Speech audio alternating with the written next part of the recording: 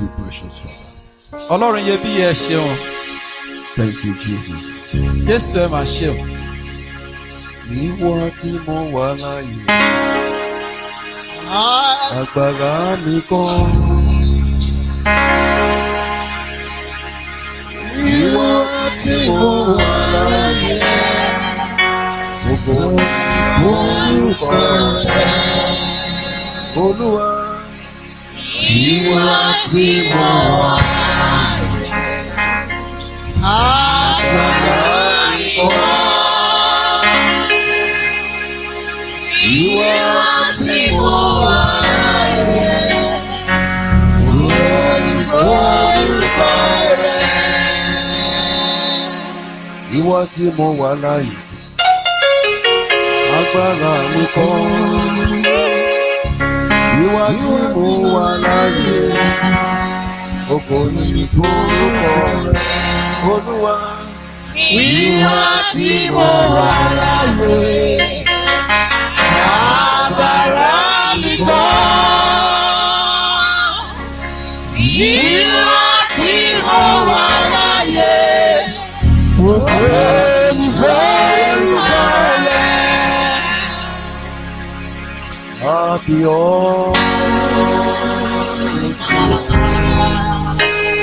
alágbára gíga. Àbíọ́ ó sì yẹ. You are the Lord. God heaven and the earth. Olúwa, Àbíọ́ ó sì yẹ. Bàbá, Àbíọ́ ó sì yẹ. Àbíọ́ ó sì yẹ bàbá. Àbíọ́ ó sì yẹ. Àbíọ́ ó sì yẹ. Àbíọ́ ó sì yẹ. You are the Lord. You are the Lord of heaven and the earth. Àbíọ́ ó sì yẹ. Àbíọ́ ó sì yẹ.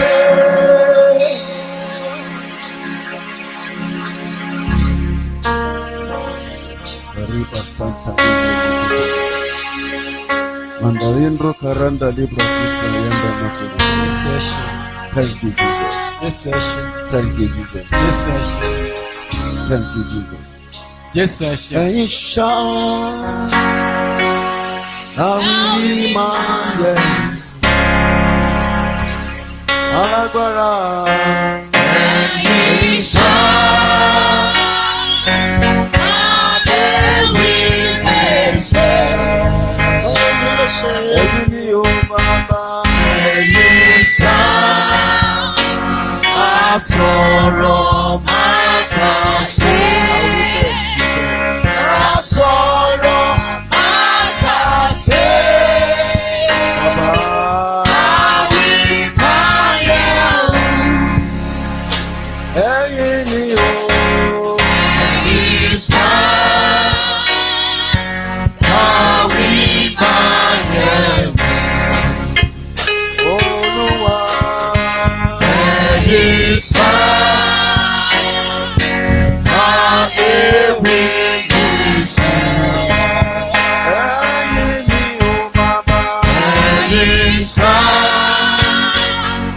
Asọ̀rọ̀ máa tà sí. Asọ̀rọ̀ máa tà sí. Àwí máa yẹ tóbi lọ́ba. Olúwa tóbi lọ́ba. Ọba ńlá tóbi lọ́ba. Olúwa tóbi bàbá. Ọba ńlá tóbi lọ́ba. Olúwa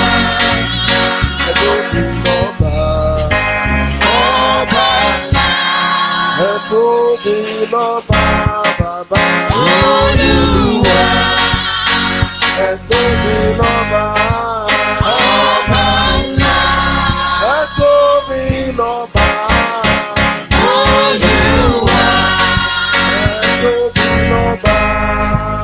Ọba ńlá. Ẹ tóbi lọ́ba o. Olúwa. Ẹ tóbi o. Ọba ńlá. Ẹ tóbi lọ́ba. Olúwa.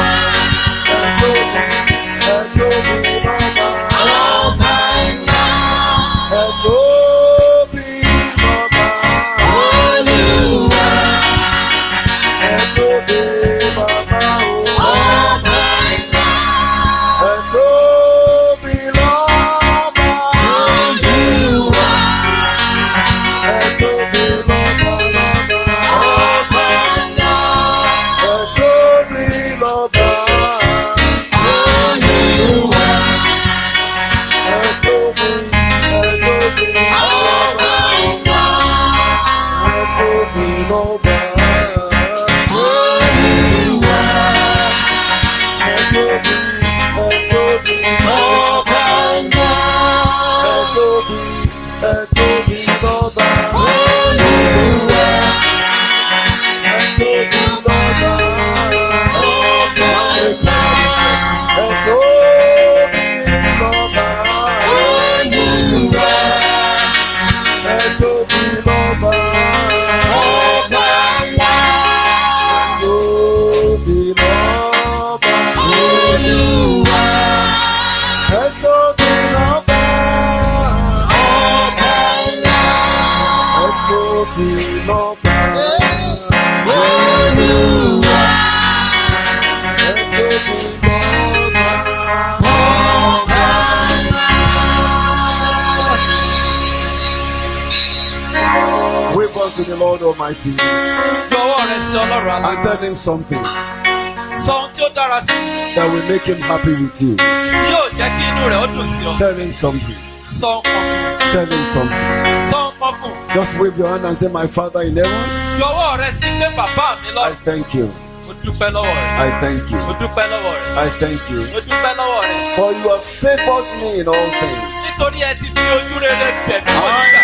thank you. Mo dúpẹ́ o. I thank you. Mo dúpẹ́. I thank Mo you. dúpẹ́.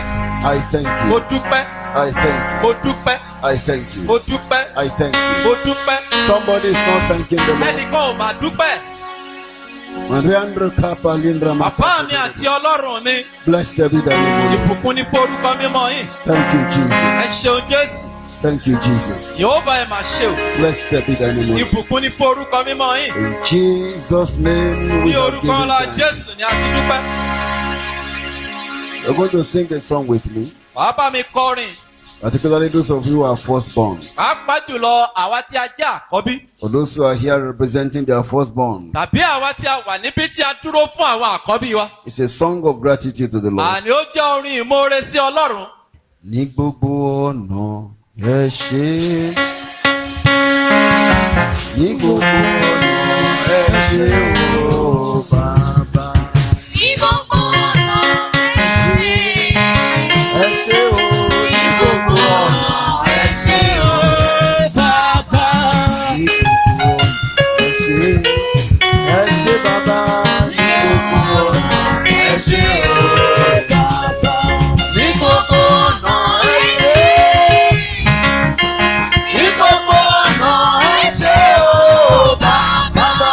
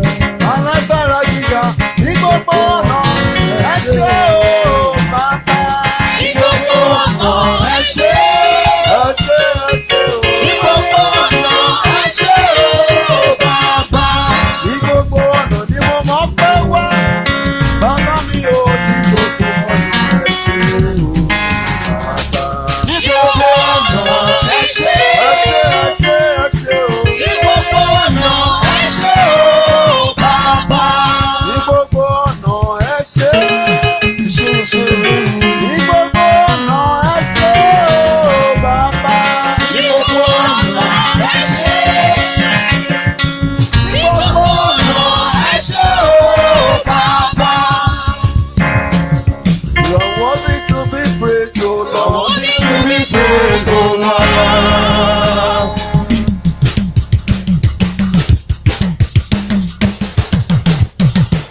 You are worthy to be praised, O You are Lord. worthy to be praised, O Lord. Worthy, worthy, worthy, You are worthy. worthy to be praised, O Lord. Worthy to be praised, O You are Lord. worthy to be praised, O Lord. In my life, You are worthy to be praised, O in Lord. my life, You are worthy to be praised, O Lord. worthy to be praised, O You are Lord. worthy to be praised, O Lord. Worthy to be magnified. You are worthy to be praised, O You Lord. are worthy to be praised, O You are Lord. worthy to be praised, O You are Lord. worthy to be praised, O You are Lord. worthy to be praised, O Lord. In my life, You are worthy to be praised, O in Lord. my life, You are worthy to be praised, O Lord. in my life, You are worthy to be praised, O in Lord. my life, You are worthy to be praised, O Lord. in my life, You are worthy to be praised, O in Lord. my life, You are worthy to be praised, Amen. in my life, You are worthy to be praised, Amen. in my life, You are worthy to be praised, Amen. in my life, You are worthy to be praised, in Amen. my life. You are worthy to be praised, Amen. You are worthy, worthy, worthy. You are worthy to be praised, Amen.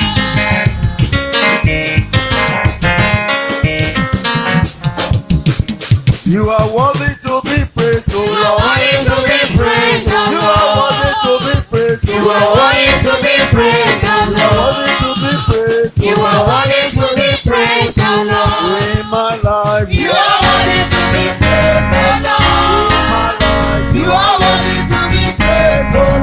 in my life, You are worthy to be praised, Lord. in my life, You are worthy to be praised, Lord. in my life, You are worthy to be praised, Lord. in my life, You are worthy to be praised, Lord. in my life, You are worthy to be praised, Lord. in my life, You are worthy to be praised, Lord. in my life, You are worthy to be praised, Lord. my life. You are worthy to be praised, Lord. We're going to shout 7 hallelujahs. wàá ké hallelujah méje péré. 7 hallelujahs. hallelujah méje tó wó di Jẹ́ríkò. And I want to shout you to shout it as if you won't shout another one. mo fẹ́ kí o ké hallelujah yìí bí ẹni tí ò tún ní rí hallelujah ké Is mọ́. somebody ready to thank the Lord? ǹjẹ́ ẹnìkan ti ṣetán láti dúpẹ́ lọ́wọ́ Let Ọlọ́run bí? somebody shout Ǹjẹ́ hallelujah. ẹnìkan ké hallelujah. Shout ké hallelujah. hallelujah. Shout ké hallelujah. hallelujah. Shout ké hallelujah. hallelujah. Shout ké hallelujah. hallelujah. Shout ké hallelujah. hallelujah. Shout hallelujah.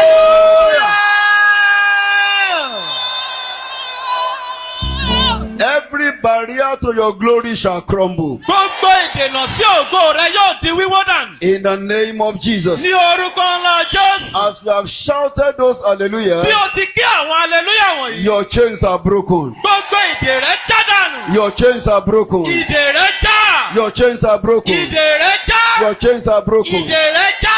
In the name of Ní Jesus. orúkọ Jésù. Every destiny that the enemy tied down like a goat. Gbogbo àwọn àyànmọ́ tí èṣù dè mọ́lẹ̀ bí ewúrẹ́. Every glory the enemy tied down like a Gbogbo goat. ògo tí èṣù dè mọ́lẹ̀ bí Be ewúrẹ́. loose in the name of Ó Jesus. yá di tútú sílẹ̀. You are loose in the Ní name of Jesus. orúkọ Jésù. You are loose in the Ní name of orúkọ Jesus. Jésù. Go and fulfill your glory. Ó yá lọ ṣògo rẹ. Go and manifest your Ó destiny. yá lọ kí o lọ bí ògo rẹ. Go and take your first place. Ó yá lọ ààyè rẹ. You will not serve your subordinate. O ò ní ṣerú ẹgbẹ́ rẹ. In the name of Jesus. Ní orúkọ Jésù. After the encounter of tonight, Àní lẹ́yìn ìpàdé tí a ṣàlẹ̀ I yìí. see your star A ò ní rising. ìràwọ̀ rẹ yóò máa tàn lókè. I see your stars Mo rí ìràwọ̀ rising. rẹ tí ń tàn lókè. I see your stars Mo rí ìràwọ̀ rising. rẹ tí ń tàn lókè. And so shall it be. Ó ti rí bẹ́ẹ̀. In the name of Àṣẹ Jesus. ọ̀rọ̀ kù. Thank you, Father. Ẹ ṣeun Jésù. Father, please pass through your church. Bàbá ẹ dákun ẹ̀rìn ìjọ yín Those who kọjá. are here Olúwa ẹ fún wa and ní. those who are represented Àti here. gbogbo àwọn tí ń bẹ níbí àti àwọn tí aṣojú rẹ̀. Every destiny and activation. Gbogbo àwọn àyànmọ́ tí ń bẹ níyìn. In the name of Jesus. Ní orúkọ Jésù. Blessed be the name of the Lord. Ìbùkún ni forúkọ mímọ́ yín. In Jesus' name we are praying. Ní orúkọ Jésù ni a ti gbàdúrà. You can say a better amen. Ẹlẹ́ṣẹ̀ ní kí ó rẹ̀ dáradára. Shout hallelujah. Hallelujah. Tell your neighbor, Sọ fún ẹni tí ń bẹ lẹ́gbẹ̀ẹ́ rẹ̀. I belong to the top. Àní òkè làyè mi wà. You will meet me there. Òkè ni wàá ti bá mi. In the name of Jesus. Ní orúkọ Jésù. And let's be seated. Ẹ dákun ẹ jẹ́ kí a jókòó. If you are a firstborn, Tó o bá jẹ́ àkọ́bí. you are not representing a firstborn. Kì í ṣe pé ṣe ló ń ṣaṣojú àkọ́bí. You are the one who is the firstborn. Ìwọ gangan ni àkọ́bí. Rise on your feet. Dìde lórí ẹsẹ̀ rẹ méjèèjì. Wow. Gbogbo èṣù ti ṣẹ́. Kariba Sunda Lindre Kato Gbogbo Puruna. èṣù ti wó. Thank you Jesus. Give God glory. Ẹ fi ògo fún Ọlọ́run. Put your two hands on your head. Ọwọ́ rẹ méjèèjì gbélé orí rẹ. Thank you, Jesus. Ẹ ṣeun Jésù. Rindu rabru yandre makalenga lizata Ẹ buriende ṣeun masa. Jésù. Lindu rubri kato bariandre karaba Àpáta ayérayé ẹ zasiande. máa ṣe o. Marundre kabu rabo zaka yanda lingre makato Ẹni mímọ́ burundo. Ísírẹ́lì ẹ ṣeun. Lezo tekeyende rindru kaparadia. Ọlọ́run tí ń jẹ́ èmi ni èmi ni ẹ Mambru ṣeun. kabri yandre buruyendre makalinga A rabazaria. lè wí lè ṣe a lè wí. In the name above other Ní name, orúkọ tó ju gbogbo orúkọ lọ. heaven will back up your glory. Ọ̀run yóò ti ògo rẹ lẹ́yìn. I stand on the authority the Lord conferred upon me Mo dúró lórí àṣẹ tí Ọlọ́run gbélé mi lórí. concerning this meeting. Nítorí ìpàdé yìí. Heaven shall back up your glory. Ọ̀run yóò ti ògo rẹ lẹ́yìn. Heaven shall back up your glory. Ọ̀run yóò ti ògo rẹ lẹ́yìn. Heaven shall back up your glory. Ọ̀run yóò ti ògo rẹ lẹ́yìn. Heaven shall back up your glory. Ọ̀run yóò ti ògo rẹ lẹ́yìn. Heaven shall back up your glory. Ọ̀run yóò ti ògo rẹ lẹ́yìn. Heaven shall back up your glory. Ọ̀run yóò ṣe alátìlẹ́yìn fún In ògo rẹ. the name Ní of Jesus. orúkọ Jésù. Be seated. Ẹ jẹ́ kí a jókòó. If you are here, you are representing the firstborn. Ó wà níbí, ó wá ṣe aṣojú àkọ́bí. Rise upon your feet. Ẹsẹ̀ rẹ méjèèjì ni ó fi dìde. When I make this pronouncement, you will call the name of that firstborn. Tí mo bá ti sọ gbólóhùn yìí, wàá pe orúkọ àkọ́bí yẹn. As you are saying the amen, you'll be saying the name of that firstborn before you say your amen. Bí o ti pe orúkọ àkọ́bí, wàá máa ṣe àmì. Maybe that firstborn is called Israel. Bí àpẹẹrẹ pé Ísírẹ́lì ní orúkọ You'll àkọ́bí. be saying Israel, amen. Wàá ní pé Ísírẹ́lì àmì. Every firstborn represented by this one, Gbogbo àwọn àkọ́bí tí àwọn wọ̀nyí ṣe aṣojú rẹ̀. I send the power of God to you Mo rán agbára Ọlọ́run sí i. that the glory of that firstborn Gbé ògo àkọ́bí rìn. receive divine help Ó yá now. gba ìrànlọ́wọ́ láti ọ̀run wá. Receive divine help Gba now. ìrànlọ́wọ́ láti ọ̀run wá. Receive divine help Gba now. ìrànlọ́wọ́ láti ọ̀run wá. Receive divine help Gba now. ìrànlọ́wọ́ láti ọ̀run wá. Receive divine help Gba now. ìrànlọ́wọ́ láti ọ̀run wá. Receive divine help Gba now. ìrànlọ́wọ́ láti ọ̀run wá. Receive divine help Gba now. ìrànlọ́wọ́ láti ọ̀run wá. In the name of Jesus. Jésù. And so shall it be. Ó ti rí bẹ́ẹ̀. In Jesus' name I Jésù pray. Olúwa wa. And then you may be seated. Ẹ dẹ́kun ẹ jẹ́ kí a jókòó. Firstborns are not ordinary children. Àwọn àkọ́bí wọn kì í ṣe ọmọ lásán o.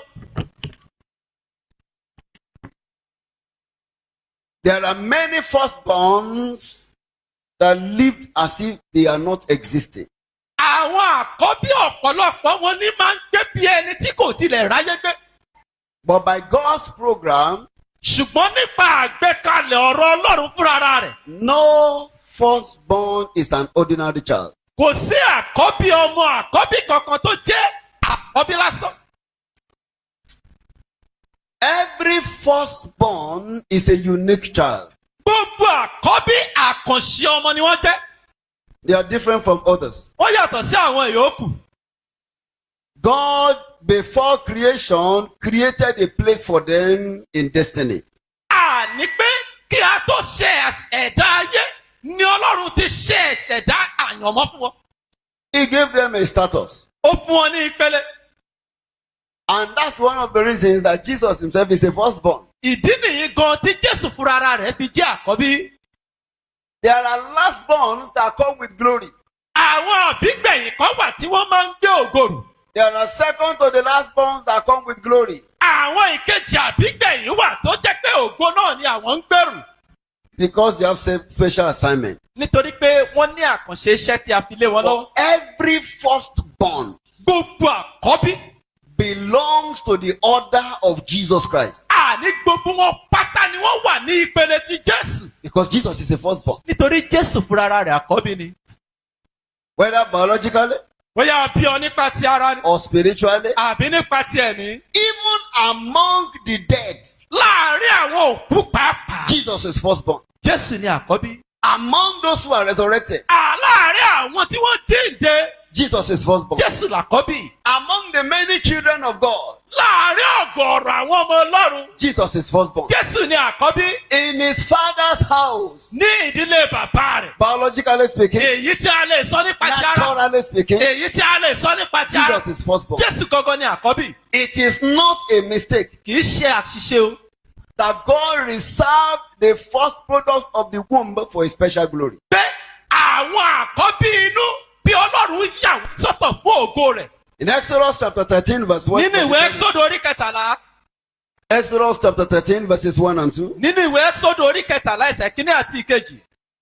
The Lord spake unto Moses, saying, Olúwa wí fún Mósè pé sanctify unto me all firstborn. yà gbogbo àwọn àkọ́bí sọ́tọ̀ fún mi. Hello, church. Ìjọ. Whatsoever openeth the womb among the children of Israel, Gbogbo èyí tí í ṣe àkọ́bí nínú àwọn ọmọ Ísírẹ́lì. both man and of beast, Àti ti ènìyàn àti ti ẹranko. it is mine. Tèmi ní í ṣe. Hallelujah. The first possession is for God. Àní ohun ìní àkọ́kọ́ ti Ọlọ́run ni. So God said to Moses, Ọlọ́run wá wí fún Mósè. husbands are not ordinary children. Àwọn àkọ́bí wọn kì í ṣe ọmọ lásán o. Among my own children, Láàárín àwọn ọmọ tèmi. the firstborn are especially my own. Àní àwọn àkọ́bí àwọn ọmọ tèmi ni wọ́n. Others will line up behind them. Àwọn tí ó kù wọn yóò máa tàn wọ́n lẹ́yìn. Set them apart. Ṣàrọ̀ra bá mi yà wọ́n sọ́tọ̀. God ordained firstborns for special fellowship. Ìṣe ni Ọlọ́run fi àmì òróró yan àwọn àkọ́bí fún ìbáṣepọ̀ tí ó yàtọ̀. He wanted to exclude them from struggles of life. Àní pé ó fẹ́ yà wọ́n yà kúrò nínú làálàá àti kòókòó ayé. I'm talking about struggles of Mò life. ń sọ nípa làálàá àti kòókòó ti ayé. God ordained that firstborn should be free of struggles. Àní ṣe ni Ọlọ́run ṣe àyànmọ́ rẹ̀ pé kí a ya àwọn àkọ́bí sọ́tọ̀ kúrò nínú làálàá. He created them with what I call the grace of ease. Ìṣe ló dá wọn pẹ̀lú orí ọ̀fẹ́ ìrọ̀rùn. Every firstborn that is here, Gbogbo àkọ́bí tí ń bẹ níyì. receive your lot in the name Ó of yá Jesus. gba ìpín rẹ lórúkọ Jésù.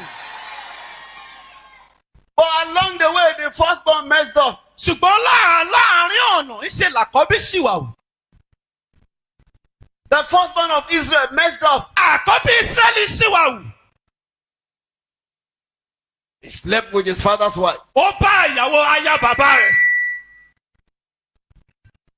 Along the way, the firstborn slept. Miss it. Láàárín ọ̀nà níṣe ni àkọ́bí ṣìwàwù ó sì pàdánù rẹ̀. What God intended to do for the firstborns is what he did for the Levites. Àní ohun tí Ọlọ́run pinnu lọ́kàn rẹ̀ pé òun yóò ṣe fún àwọn àkọ́bí ló wá padà ṣe fún àwọn Léfì. They were not supposed to work in the sun. Wọn ò ní láti máa ṣiṣẹ́ nínú oòrùn. They were supposed to stay in the sanctuary. Àní nínú ìjọ nínú àgbàlá Ọlọ́run ni ó yẹ kí wọ́n máa gbé. Fellowship with God. Kí wọ́n máa bá Ọlọ́run jọ́sìn. They were ordained to stand in the gap for others. Ìṣe ni a yàn wọ́n, a sì pàmì òróró yàn wọ́n láti máa ṣìpẹ̀ fún àwọn ẹlòmíràn. But they missed it. Ṣùgbọ́n wọ́n pàdánù rẹ̀. But God said, Ìwọ Ọlọ́run wípé whether they miss it or not, bóyá wọ́n pàdánù rẹ̀ tàbí wọn kò pàdánù rẹ̀. they are still mine. Síbẹ̀ tèmi ni wọ́n sì jẹ́. He has special interest in them. Ọlọ́run ní ìpinnu tí ó dára fún wọn. All firstborns automatically are God's heritage. Gbogbo àwọn àkọ́bí pátápátá ohun ìní Ọlọ́run ni wọ́n. They are all born to serve in the same destiny like Jesus Christ. Iṣẹ́ ni a bí wọn kí wọ́n lè rìn nínú àyànmọ́ kan náà pẹ̀lú Jésù Kristi. And that's where anytime you find a firstborn that was keyed into this covenant, Ìdí nìyí tí a bá rí àkọ́bí èyí tí ó wà nínú májẹ̀mú yìí. their life is always unique. Ìgbésí ayé wọn a máa yàtọ̀. And I want to tell those who are here who are firstborn, Wọ́n bẹ̀ sọ fún gbogbo àwa tí a wà ní ìtí a jẹ́ àkọ́bí. whatever devil has decided against your glory, Gbogbo ohunkóhun tí èṣù ti pinnu lòdì sí ògo rẹ̀. the Lord will frustrate them today. Lónìí Ọlọ́run yóò ní wọn lára. Numbers chapter 3 verse 12. Ìwé Númérò orí kẹta ẹsẹ̀ kejìlá. Numbers chapter 3 verse 12. Ìwé Númérò orí kẹta ẹsẹ̀ kejìlá. And I, behold, I have taken the Levites from among the children of Israel, Ó ní kíyèsí èmi sì ti mú àwọn ọmọ Léfì kúrò nínú àwọn ọmọ Ísírẹ́lì. instead of all the firstborn that opened the matrix. Yálà sí àwọn ọmọ àkọ́bí ìnì tí wọ́n kọ́kọ́ ṣí ilẹ̀kùn. Among the children of Israel. Láàárín àwọn ọmọ Ísírẹ́lì.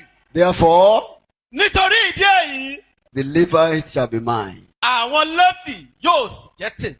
Hello, church. Can you see there's a problem here? Jẹ́ rí pé ìdí wàhálà wà ní. It said to Moses, Ó wí fún Mósè. the firstborns are mine. Ó ní àwọn àkọ́bí tèmi ni wọ́n. I have given them the grace of ease. Mo ti fún wọn ní oore ọ̀fẹ́ ìrọ̀rùn.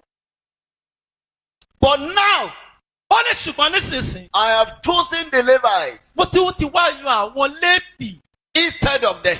yálà sí wọn. You know, that's an attack of the devil.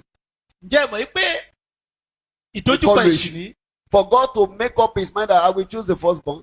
kí Ọlọ́run kí ó tó pinnu nínú ọkàn rẹ̀ pé òun ti yan àwọn àkọ́bí. And along the way say, well, I have changed my mind. Ó ní wá sọ ní láàárín ọ̀nà pé mo tún ti yí ọkàn mi padà. I am going to give what I plan to give them to the Levites. Pé ohun tí mo pinnu pé màá fi fún wọn, wọn ò wá bá àwọn ọmọ Léfì. Devil say, I got them. Èṣù yóò sọ pé mo bí wọn gbámú. Devil will never get you. Èṣù ò ní rí ọ gbámú.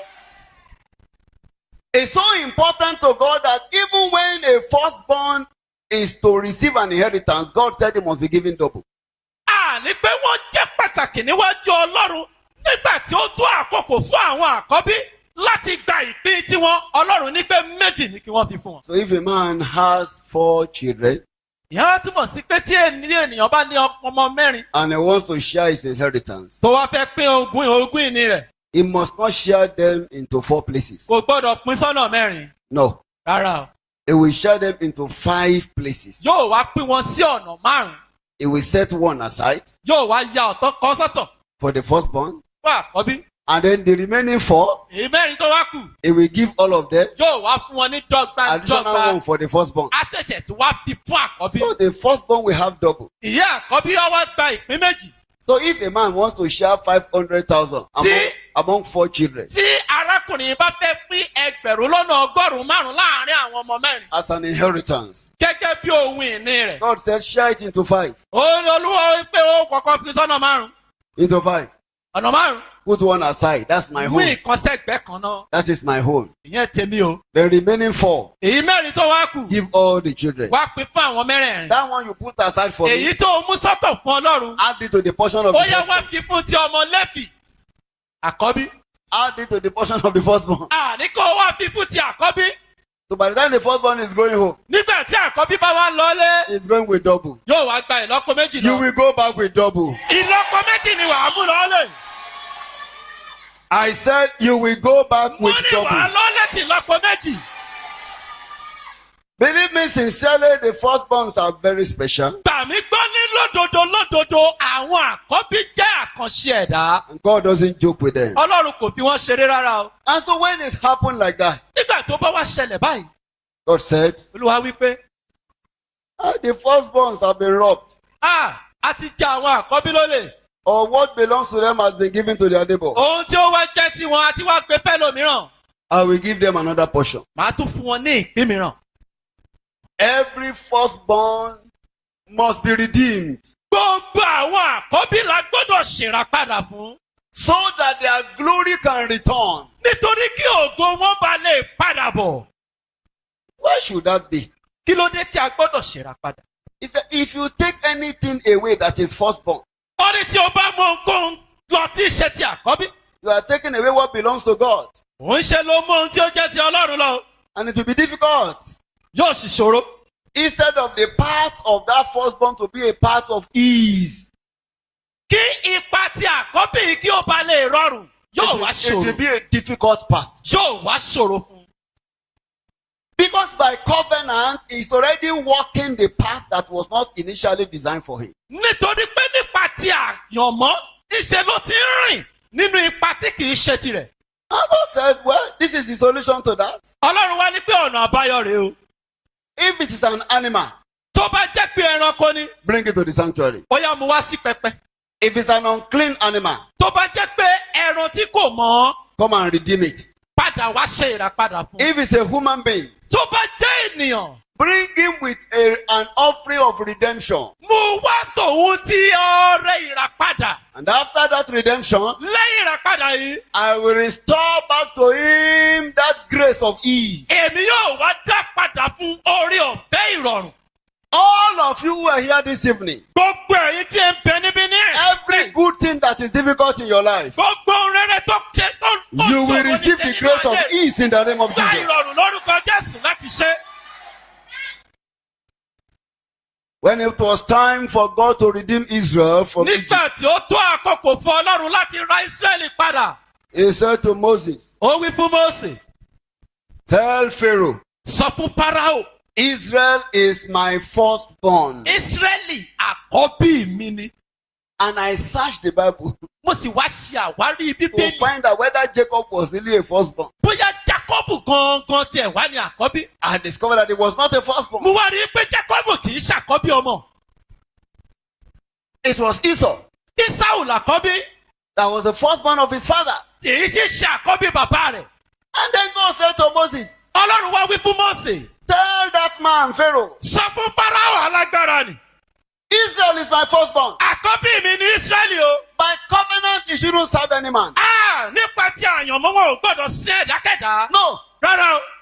Every firstborn is not ordained to be a servant of men. Gbogbo àwọn àkọ́bí a ò yàn wọ́n láti jẹ́ ẹrú fún ẹnikẹ́ni.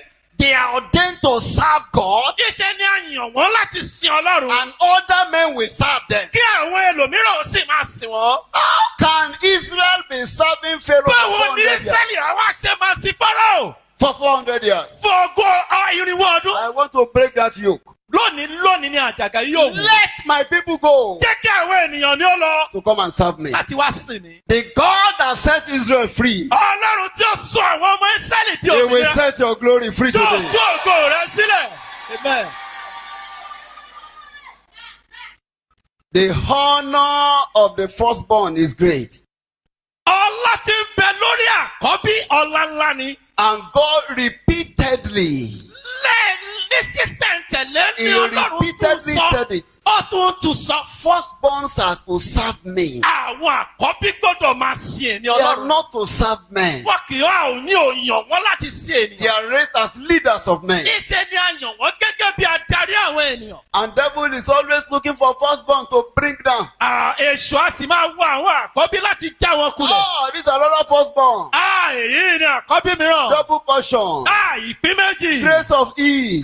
Ní orí ọ̀fẹ́ ìrọ̀rùn. I'm going to rob you. Ní ìjà olólè.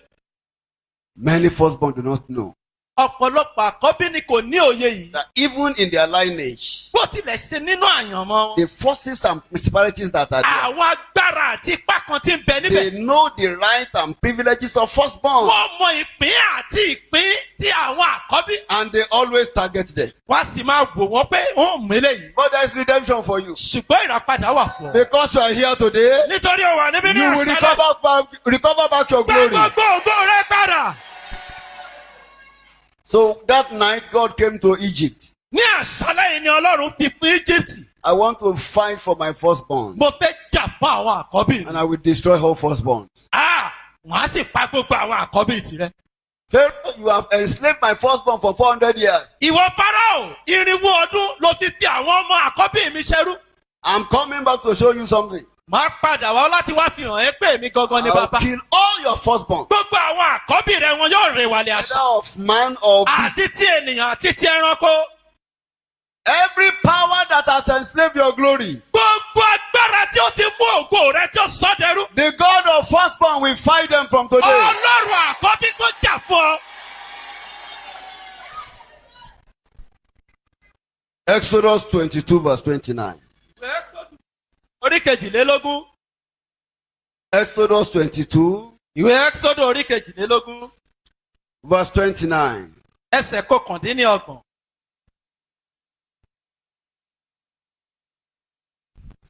Thou shalt not delay Ìwọ kò gbọ́dọ̀ jáfara to offer the first of thy ripe fruits and of thy liquors. láti mú ìre oko rẹ wá àti ti ọrẹ rẹ. The firstborn of thy sons shalt thou give unto me. Àkọ́bí àwọn ọmọ rẹ ọkùnrin ni ìwọ yóò fi fún mi. I decree today, Mo pa láṣẹ lónìí. wherever firstborns missed it in times past, Ní gbogbo ibi tí àkọ́bí ti pàdánù rẹ̀ ní ìgbà tẹ́lẹ̀. you will not miss it there. O ò ní pàdánù rẹ̀. Jacob had 12 sons. Jákọ́bù ọmọ méjìlá gbáko lóní. The firstborn was called Reuben. Àkọ́kọ́ àkọ́bí rẹ̀ lọ́kùnrin la pè ní Rúbẹ́nì. The Bible describes firstborns as excellency of dignity.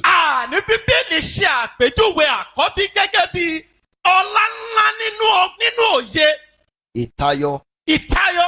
Ọlá. Ní ọlá ìtayọ. Meaning there are excellencies. Ọ̀pọ̀lọpọ̀ àwọn ènìyàn ni ó jẹ́ ìtayọ. I mean, there are dignities. Tí wọ́n sì jẹ́ ìtayọ nínú ọlá. But there are dignities that excel in dignities. Ṣùgbọ́n àwọn ìtayọ kan nínú ọlá kan wà á máa tayọ ju ara wọn lọ. And that's for the firstborn. Òun ni àkọ́bí o.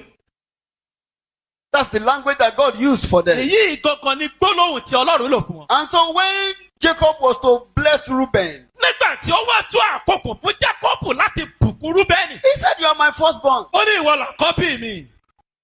The excellency of dignity. Àní ọlá nínú ìtayọ.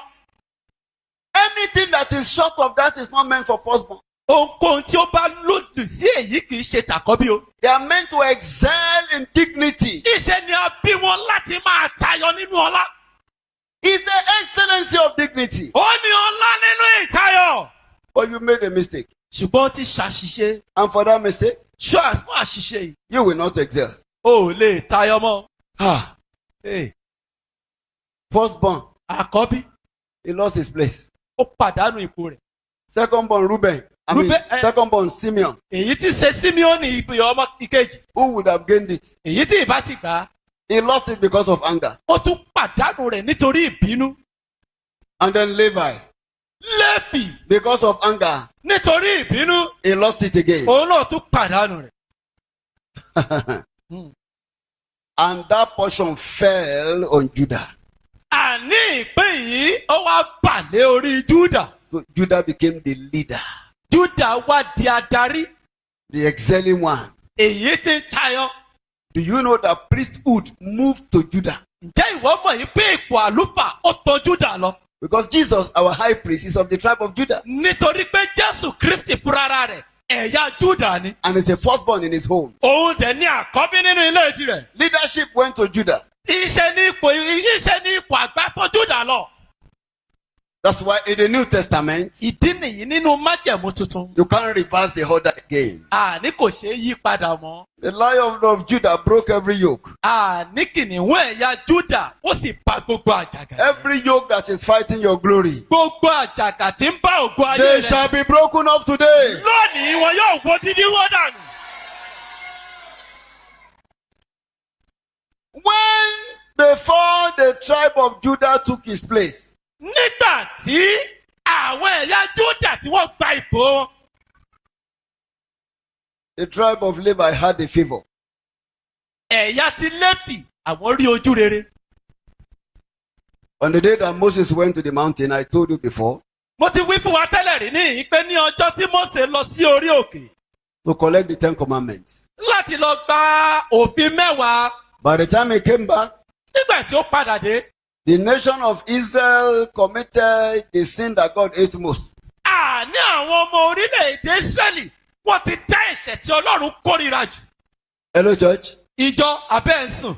By my own understanding of the Bible, Nípa ti òye Bíbélì mi, the sin that God hates most is idolatry. àní pé ẹ̀ṣẹ̀ tí Ọlọ́run kórìíra rẹ̀ jù òun ní ìbọ̀rìṣà. Hello, church. Ìjọ, Hello. ìjọ. Anything you place ahead of God will invoke God's anger. Ohunkóhun tí o bá gbé ṣáájú Ọlọ́run yóò mú ìbínú Ọlọ́run sọlẹ̀ sórí He rẹ̀. said, I am a jealous God. Ó ní pé Ọlọ́run owú ni mí. That's his first law. Èyí ni ìfẹ́ àkọ́kọ́ rẹ̀. He said, Thou shalt have no other God Ìwọ kò gbọdọ̀ ní Ọlọ́run mìíràn pẹ̀lú mi. before me. Ṣáájú. Thou shalt not make for thyself a Ìwọ kò graven gbọdọ̀ bí image. èrèkéré kankan fún ara rẹ̀. If there's anything that God hates, Tí ohunkóhun kan tí Ọlọ́run bá kórìíra. it is men worshiping idol. Òun ni kí ènìyàn ó máa bọ òrìṣà tàbí bọ ère. Worship idol. Kí ènìyàn ó máa bọ òrìṣà. Worship idol. Bíbọ òrìṣà. And you ascribe all the good things of Ó God to wá them. mú gbogbo ohun rere ayé ìyà àti ti Ọlọ́run ó wá kó fóríṣà.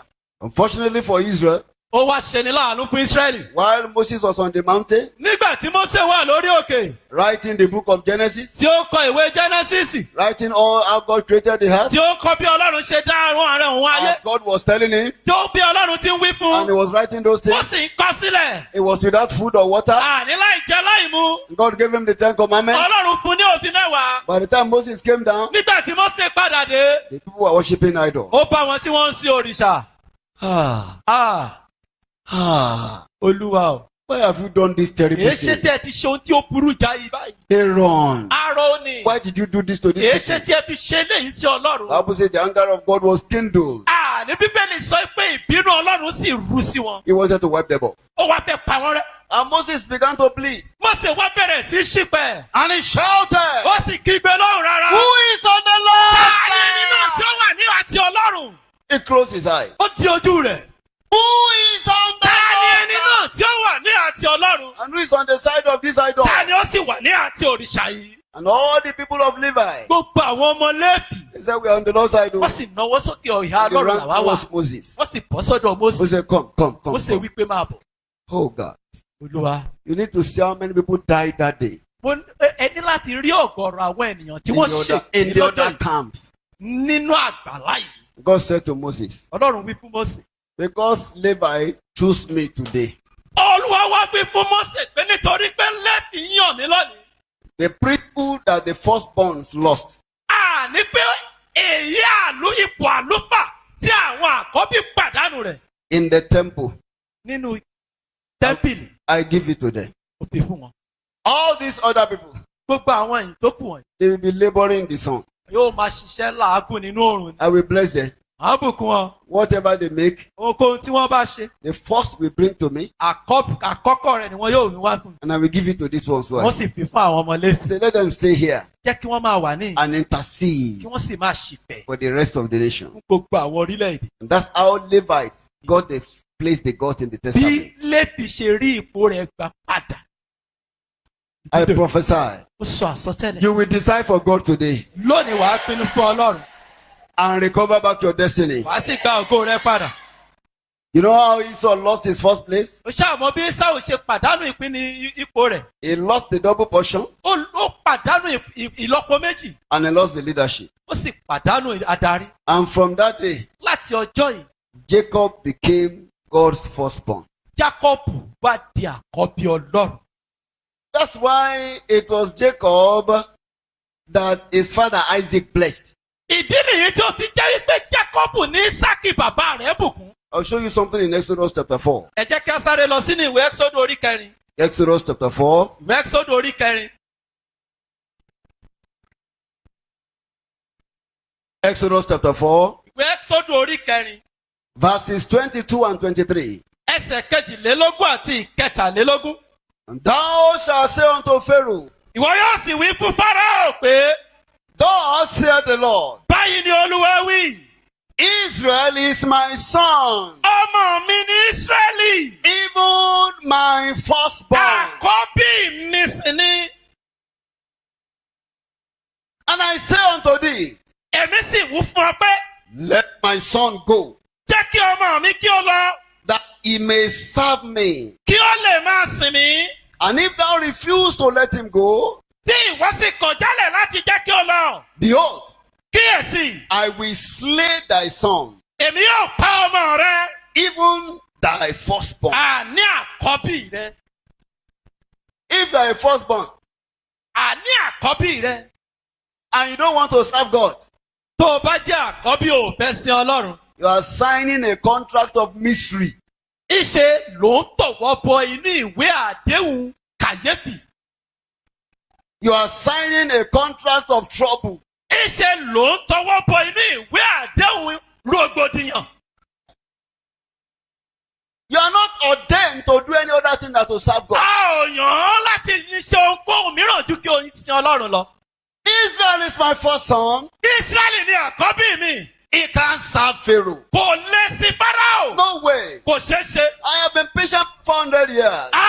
Mo ti fi wọ́n lẹ̀, mo ti ṣe sùúrù tó irinwó Now I ọdún. want my son to come and conclude his Mo destiny. wá fẹ́ kí ọmọ mi ó padà bọ̀ kí ó wá mú àyànmọ́ rẹ̀ Tell ṣe. Pharaoh, Sọ fún Fáráò. Israel is my son, Àní Ísírẹ́lì àkọ́bí mi. even my firstborn. Àní ọmọ mi ni àkọ́bí mi sí. Let my son go, Jẹ́ kí ọmọ mi kí ó lọ. that he may serve Kí me. wọ́n bá lè sìn mí. If there's any yoke in your life as a Tí ó firstborn, bá jẹ́ àjàgà kájàgà kan bẹ nínú and you ayé. want to break it, Lónìí tí o wá fẹ́ jẹ́ make tó a wó dà. covenant to serve God. Àní ṣe májẹ̀mú pẹ̀lú ara rẹ láti sìn Ọlọ́run. Say, God, Nítorí pé I will serve you pé Olúwa ó sìn ọ́. as a first son. Gẹ́gẹ́ bí àkọ́bí. If you are a first son, Tí o bá jẹ́ àkọ́bí. and you have covenanted to serve God all Ó ti your wá life, pinnu nínú ọkàn rẹ pé mo fẹ́ bá Ọlọ́run dá májẹ̀mú you are rẹ màá sìn ọ́. standing in the right position to recover your glory. Ìṣe ló ń dúró ní ìpele èyí tí ó tọ́ láti gba gbogbo ògo rẹ padà. Because there's nothing that God wants better than to find the firstborn serving him. Nítorí kò sí ohunkóhun tí Ọlọ́run ń wá tí ó dára ju pé kí Ọlọ́run ó rí àkọ́bí kí ó padà máa sìn òun. So when Jacob took it from Esau, Nígbà tí Jákọ́bù tó já àgbà lọ́wọ́ Ísáù, he took the double portion. ó gba ìlọ́po méjì lọ́wọ́ rẹ̀. He took the covenant of Abraham. Ó gba májẹ̀mú Ábúráhámù lọ́wọ́ rẹ̀. He took leadership. Ó gba ipò adarí lọ́wọ́ God rẹ̀. said, good. Ó wá ní ó dára. Isaac has pronounced it upon you. Ọ́ísíkì ti wá rọ̀ ọ́ lé ọ lórí o. You are the firstborn now. Ìwọ làkọ́bí báyìí. There are firstborns that has lost their glory to other borns. Àwọn àkọ́bí kan wà tí ó ṣe é pé wọ́n ti pàdánù ògo wọn sí ọwọ́ àwọn ọmọ tí a bí lẹ́yìn. Because of ignorance. Nítorí àìmọ̀kànmọ̀kàn wọn. I prophesy, Wọ́n wá sọ àsọtẹ́lẹ̀. every firstborn that has lost your original glory, Gbogbo àkọ́bí tí ó ti pàdánù ògo àkọ́kọ́. you will recover them back today. Gbà wọ́n padà lónìí lórúkọ Jésù. I say you will recover them back Wọ́n ní today. gbà wọ́n padà lónìí lórúkọ Jésù. In the name of Jesus. Ní orúkọ Jésù. When you want to recover back, the first covenant you make is covenant to serve God. Àní tí o bá fẹ́ gba gbogbo rẹ̀ padà bọ̀. Májẹ̀mú àkọ́kọ́ tí wàá kọ́kọ́ dá ní pé májẹ̀mú láti sin Ọlọ́run. And the second thing you have to do Ohun ìkejì tí wàá ṣe. is to come before the Lord Ó ní kí o wá síwájú Ọlọ́run. with a special offering Pẹ̀lú ọrẹ àkànṣe ọrẹ. of restoration. Èyí ọrẹ ìdápadà. It is important Ó ṣe pàtàkì. that you bring a wave offering to the Lord Pé kí o mú ọrẹ èyí tí ó dojú wá sí Ọlọ́run. and say, Lord, Pé Olúwa, I want to covenant my life to serve you. mo fẹ́ fi ayé mi dá májẹ̀mú pẹ̀lú rẹ láti máa sìn. Whatever I become on earth, I will serve you. Ohunkóhun tí mo bá jẹ́ láyé yìí, ó máa yàn ọ́ ni. And I will not serve any other thing. Mi but ò sì ní sí òrìṣà mìíràn. And then you make a covenant with Ó God. sì dá májẹ̀mú pẹ̀lú rẹ̀. Then you come before Him Ó wá wá síwájú rẹ̀. and recover back what the enemy has Ó stolen. wá gba gbogbo ohun tí ọ̀tá ti jágbà lọ́wọ́ I'd rẹ̀. like you to know as firstborn, Mo fẹ́ kí o mọ nǹkan gẹ́gẹ́ bí àkọ́bí o. your portion is not ordinary. Àní ìpín rẹ kì í ṣojú lásán. Your portion is Àní extraordinary. ìpín rẹ ìlọ́po ni. You are one in a class of people that God has attention for. Àní pé ìkan lára àwọn ẹni tí Ọlọ́run ń tẹ́tí sí ni ọ́. I know a man years ago Mo mọ arákùnrin kan ní nǹkan bí ọdún mélòó kan sẹ́yìn. who was the firstborn in his family. Àkọ́bí ló jẹ́ nínú ẹbí rẹ̀. He had so much glory. Àní ó ní ògo yìí, ògo náà pọ̀ lápọ̀jù. But as I'm talking to you now, Ṣùgbọ́n bí mo ti ń bá ọ sọ̀rọ̀ báyìí, the glory is still struggling to rise. àní ògo yìí ṣì ń gbìyànjú láti dìde ni. The first mistake was that Àṣìṣe àkọ́kọ́ rẹ̀. they covenanted his life to the family principalities. Ìṣe ni ó fi ayé rẹ̀, ìṣe ló dá májẹ̀mú ayé. They, not him. O- They. Ìṣe ni wọ́n When fi he was ayé born. rẹ̀. Ìṣe ni wọ́n fi dá májẹ̀mú sí ìdààmú àti ìdàrúdàpọ̀ ẹbí rẹ̀. Because they took him to the family house. Nítorí pé wọ́n gbé lọ sí ìdílé ẹbí. Invoke the family rituals on him. Gbogbo àwọn òrìṣà tí ń bẹ nínú ìdílé wọn, wọ́n bá pè wọ́n jáde. And then they made certain things for him and they put Wọ́n it wá in his bẹ̀rẹ̀ sí pòkú ní pópólé lọ́rùn. and then he started struggling to Ó rise. wá bẹ̀rẹ̀ sí pòkú rìn òkú tí ò lè dìde mọ́. Unfortunately, Ó ṣe ní láàánú lọ́pọ̀lọpọ̀. he's not even serving God. Kò tiẹ̀ tó wá sin Ọlọ́run lọ́wọ́lọ́wọ́ tá à ń wí. And one day I told him, Lọ́jọ́ kan mo wá rí mo wá wí fún. your problem is small. Mo ní ìṣòro rẹ kékeré báyìí ni. You come out and serve God. Ìwọ máa bọ̀ wá sin Ọlọ́run. The place where they tied your glory, he's going to lose it for you. Ibi tí wọ́n di ògo rẹ mọ́, Ọlọ́run yóò lọ síbẹ̀ yóò tú fún ọ. He was angry. Inú bí So I kept quiet. ó panu mi mọ́. He had a son. Ó ní ọmọkùnrin kan. When it was time to name that son, Nígbà tí ó tó àkókò láti sọ ọmọkùnrin yìí lórúkọ. he took the son to the same place where he was taken to. Òun fúnra ara rẹ̀ tún fi ọwọ́ ara rẹ̀ gbé ọmọ ara rẹ̀ lọ sí ibi tí a gbé òun lọ. And I said, Mo ní you want to go and extend the glory of this boy ó tún fẹ́ lọ ṣe àlùpàyídà ògo ọmọ yìí. with all those forces in your family. Pẹ̀lú gbogbo àwọn òrìṣà tí ń bẹ nínú ìdílé rẹ̀. Don't do that. Má ṣe báyìí. He was angry. Inú bí He took, òrìṣà the rẹ̀ boy, ò ní jẹ́ ó gbọ́. he took the boy there. Ó gbọ́ ọmọ yìí lọ́bẹ̀. They did the same thing they did for him for the boy. Wọ́n tún ṣèkú sọ́lẹ̀ fọmọ náà. As I'm talking to you now, Bí mo ti ń bá yín sọ̀rọ̀ báyìí. he's still in the struggle of his life. Òun fúnra ara rẹ̀ ò tiẹ̀ tí ìrọ́nà àbáyọ. Ó kàwé kó kà á jáde. He went to school. They did not even know that he came to the He school. didn't pass out. Nítorí pé kò jáde. He went to learn a trade. He didn't complete it. Ó lọ kọ́ṣẹ́ ọwọ́. Iṣẹ́ ọwọ́ ló padà kọ́. Then he joined himself to touts and vagabonds. Ló bá di àwọn ọmọ agbèrò káàkiri.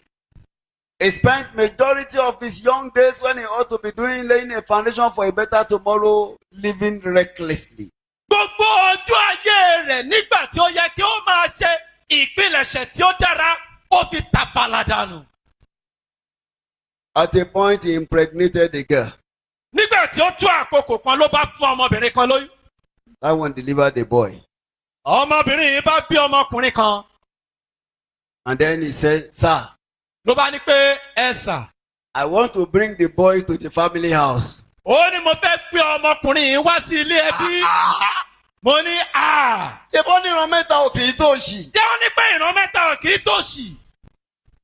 First born again to that place. Ìran àkọ́bí rẹ̀ ibẹ̀ ló gbé lọ. That's where your father went. Ibẹ̀ ni bàbá rẹ̀ lọ. He's still struggling. Ó sì tún rí rẹ̀. That's where he took you. Ibẹ̀ gan ló ti mú wọ You are jáde. still struggling. Ìwọ náà tún nàkàkà That's where òdì. you want to take your own Ìwọ náà focus. tún fẹ́ gbọ́mọ rẹ lọ́bẹ̀. Must you submit the glory of every firstborn in your house to idols? Ṣé gbogbo ògo àwọn àkọ́bí ìdílé yìí wọ́n fi kú fún òrìṣà ni àbí kí ló dé? Can't you see that something is Ṣé o wrong? fọ́ lójú ni pé ò rí pé nǹkan ń ṣẹlẹ̀? Look back now. Ó ṣe bójú wẹ̀yìn. Look at yourself. Ìwọ wọ ara rẹ̀. Imagine Ṣé what ojú tomorrow will ènìyàn look yìí like. ṣé ibi tó yẹ kó wà ló wà yìí? I don't know, sir. Mi mọ. Firstborn. Àkọ́bí If you have a firstborn tó bá lákọ̀bí. and you are not careful, Ó díẹ̀ sára. first can become last too. Àkọ́bí lè dàbí gbẹ̀yìn. All of you are here as firstborn. Gbogbo ẹ̀yin tí ẹ ń bẹ níbí gẹ́gẹ́ bí àkọ́bí. You will recover back your glory. Gbá ògo rẹ padà lórúkọ Jésù. And I'm telling you the truth. Mo sọ òdodo fún ọ. Devil is always waiting for the firstborn to arise. Èṣù á máa dúró de ògo àkọ́bí ni láti dìde. I will capture you from birth. yóò wá mú irú ẹ̀dá bẹ́ẹ̀ bí wọ́n ti ń I fọwọ́ mú will ìrìn no. látẹ̀. Ọwọ́ mi náà máa bí ẹ sí. Ó ní pé ọwọ́ mi ni wọ́n máa bí ẹ sí. I will now chain you down like a goat. Yìí wá dé ọmọlẹ̀ gẹ́gẹ́ bí ewúrẹ́. Then you begin to struggle. Wàá wá bẹ̀rẹ̀ sí làkàkà. But the day your yoke breaks, ṣùgbọ́n ọjọ́ tí àjàgà rẹ bá já. your case will be like dreams. Ní pé ṣe lọ̀dọ̀ rẹ máa dàbí ẹni tí ń lálàá. Because God is a restorer. Nítorí pé Ọlọ́run olùràpadà ni. By the time He breaks the yoke, Ní kété tí ó bá já àjàgà yìí. benefactors will come, Àwọn arannilọ́wọ́ yóò wá orí. helpers will come, Àwọn olùrànlọ́wọ́ yóò wá orí. doors will open, Ní ilẹ̀kùn yóò ṣí. things will be easy, Ní ọ̀rọ̀ rẹ yóò sì lọ́rùn. untimely death will be gone. Ikú òjijì yóò pòórá. Anything that caused firstborn down will not be able to handle you again. Ohunkóhun tí ó ń di àwọn àkọ́bí mọ́lẹ̀ kì yóò nílẹ̀ di ọmọlẹ̀ mọ́. Every firstborn by covenant must serve God. Gbogbo àkọ́bí nípa májẹ̀mú gbọ́dọ̀ sí Ọlọ́run. If you are here, you are a firstborn. Ó wà níbí àkọ́bí ni ọ́. You have not made up your mind O ò tí ì wá pinnu ọkàn rẹ to serve God. láti sin Ọlọ́run. We are going to pray now. A gbàdúrà báyìí. And the time to serve God Àkókò láti sin Ọlọ́run. is from now. Àkókò náà rèé o. If you are a firstborn, Bá jẹ́ àkọ́bí. you are still God's property. Àní àpótí ẹ̀rí Ọlọ́run ni ọ́. It is illegal for Satan to lay claim over your destiny. Àní ó jẹ́ ohun mégbòdògbọ́ pé èṣù sọ yí pé òun lòun ni ọ́. Listen, your Thirty- right by birth does not permit Satan to lay hold over your destiny. Àní pé gẹ́gẹ́ bí ìbí rẹ, èṣù ò ní ìpín kankan lórí rẹ. Even before you are born, God said you are His own. Bí kíníkí a tó bí ọgàn ni Ọlọ́run ti wọ́n gbé ìtìtì òtítọ́ And ni then ó ṣe. devil say, I'm going to take over your life. Èṣù wá ní pé mo fẹ́ jáyé rẹ gbà. You have to behave like the Levites O ní láti hùwà bí àwọn ọmọ Léfì. and say, I am on the Lord's side. Ìhà ti Jésù lèmi wà. I want you to rise upon your Dìde feet lórí ẹsẹ̀ rẹ tó bá pé méjì. and begin to tell the Kó o Almighty bẹ̀rẹ̀ God, sí sọ fún Ọlọ́run. I am the firstborn, Èmi làkọ́bí o. I am head, Èmi I am gbọ́ngàn not lórí. tail. Orí ni mí. I am the firstborn, Èmi làkọ́bí. I am head, Orí ni mí. I am not tail. Mi kì í ṣe. Please talk. Put your hand on your head and begin to talk. Ó yá bá Ọlọ́run sọ. I am the firstborn, Èmi làkọ́bí. I am head, Orí ni mí. I am not tail. Mi kì í ṣèrú. I am first, Àkọ́bí. I am not last. Mi kì í ṣèrú. I am head, Ní orí ni I am mí. not tail. Mi kì í ṣèrú. I am first, Àkọ́bí ni mí. I am not last. Mi kì í ṣèrú. I am leader. Ní èmi I làkọ́bí. carry leadership. Ní pé adarí ni mí. I carry first place. Ní mo gba ipò àkọ́kọ́. I am number one. Ẹni àkọ́kọ́ ni I mí. am head. Ní orí ni mí. I am not tail. Mi kì í ṣèrú. I have the grace of ease, Mo ní orí ọ̀fẹ́ ìrọ̀rùn. not the grace of struggle. Iṣẹ́ orí ọ̀fẹ́ ìlàkàkà. No, I carry the grace of ease. Mo gbé orí ọ̀fẹ́ ìrọ̀rùn. Comfort is part of my covenant Ní blessing. ìfọ̀kànbalẹ̀ lára ìhun ìní mi. I am head. Orí ni mí. I am not Mi tail. kì í ṣèrú. I am head. Orí ni mí. I am not tail. Mi kì í I am ṣèrú. head. Orí. I am not tail. Orí ni mí. If your firstborn is not here Tí àkọ́bí rẹ̀ ò bá sí. and you have the picture Ó wá ní àwọn àwòrán and rẹ̀. you are holding it, Ó sì mú lọ́wọ́. lay your hand on the Ó head yẹ gbé ọwọ́ rẹ̀ lé orí rẹ̀. and continue to prophesy. Kí o bẹ̀rẹ̀ sí sọ àsọtẹ́lẹ̀. Mention his name. Kí You o are the dá head. orúkọ rẹ̀. You are not the tail. Ó kì í ṣèrú. You are the excellency of dignity. Àní pé You are ìtayọ the ọlá ni ọ́. excellency of strength. Àní ìtayọ You are agbára. my mind. Ìwọ gangan ni apá. You are my firstborn. Ìwọ gangan ni àkọ́bí You mi. carry covenant of ease. Ó gbé àyànmọ́ You are a ìrọ̀rùn. leader. Àní àṣìdarí ni ọ́. You are on top. Àní a kò You gbọ́dọ̀ are not fọwọ́ kàn. below. Ó ṣe fọwọ́ You kàn. are ahead. Àní iwájú ni You are tiẹ̀. ahead. Iwájú ni If you tiẹ̀. are here, you are a firstborn. Àní àkọ́bí ni ọ́. Prophesy over yourself. Ó yá sọ àsọtẹ́lẹ̀ sí ara Prophesy rẹ̀. over yourself. Sọ àsọtẹ́lẹ̀ sí ara rẹ̀. Prophesy over Sọ yourself. àsọtẹ́lẹ̀ sí ara rẹ̀. Prophesy over Sọ yourself. àsọtẹ́lẹ̀ sí ara rẹ̀. Please do it now. Ó yá ṣe báyìí ṣe báyìí Please do ṣe it báyìí. now. Ṣé The nísinsìnyí? angels of the Lord are in the house Àwọn áńgẹ́lì Ọlọ́run wà nínú ilé and they báyìí. are confirming it. Mo sì ń fi dá ọ lójú. You can't be unfortunate. O ò lè jẹ́ olórí burúkú. No. Ó ṣe ìwọ̀, ó When ṣe you ìwọ̀. see an unfortunate O ò firstborn, lè jẹ́ olórí burúkú àkọ́bí. if you see an unfortunate firstborn, Tí o bá rí olórí burúkú àkọ́bí, the devil has stepped into his life. níṣẹ́ ni èṣù ti wọnú ayé rẹ̀. You must reject the devil. O gbọ́dọ̀ kọ èṣù I sílẹ̀. belong to Jesus. Jésù lèmi jẹ́. I belong to God. Ti Jésù lèmi o. I am firstborn. Àkọ́bí ni mí. I carry double portion. Mo gbé ìpínlẹ̀ I carry double ìlọ́po méjì. portion. I Ìlọ́po méjì. represent dignity. Àní pé àní Mo ìgbéga dúró ọlá fún ni mí. ọlá.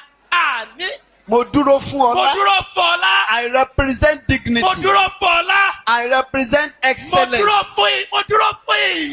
By covenant, Àní nípa ti májẹ̀mú. I am the property of God. Àní pé wà kó tí ẹ̀rí I Ọlọ́run ni. don't belong to the devil. Mi ò kì í ṣe tèṣù. I am head. Orí ni mi o. I am not Mi tail. ò kì í ṣẹ̀rù. I am head. Orí ni mi. I am not Mi tail. ò kì í ṣẹ̀rù. I am a leader. Àní pé adarí ni mi. I am in the front. Iwájú ni I tèmi. am a head. Àní iwájú ni My tèmi. glory shall be lifted up. Ògo mi yóò di gbígbéga. My glory shall manifest. Àní ògo mi yóò farahàn. In the name of Jesus. Ní orúkọ Jésù. Orikata Brayanda Àpáta ayérayé ẹ ṣé o. Briandre Kali Kata. Gbòǹgbò ìdílé Jésè tẹ́lẹ̀ ṣe. Lebrokata Brayanda Lingria. Kìnìún ẹ̀yà Júdà ẹ Nambro ṣé o. Pariande Rebo. Ẹ ṣeun ẹ máa ṣe Zobro bẹ́ẹ̀. Kalingro Barandre Kata Kò sẹ́ni tó Sadia. dàbí yín. Leandre Keto Borondo Kò Rebo sẹ́ni tí Sadia. a lè fi yín wé. Thank you, precious Father. Ẹ ṣeun Ọlọ́run Thank you, iyebíye. precious Father. Ẹ ṣeun Ọlọ́run Thank you, iyebíye. precious Father. Ẹ ṣeun Ọlọ́run iyebíye.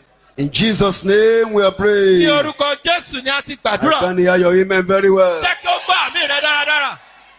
You're going to pray and tell the Lord, Wàá gbàdúrà wàá sọ fún Ọlọ́run. every family strong man Gbogbo àwọn òmìrán tí ń bẹ nínú ìdílé mi.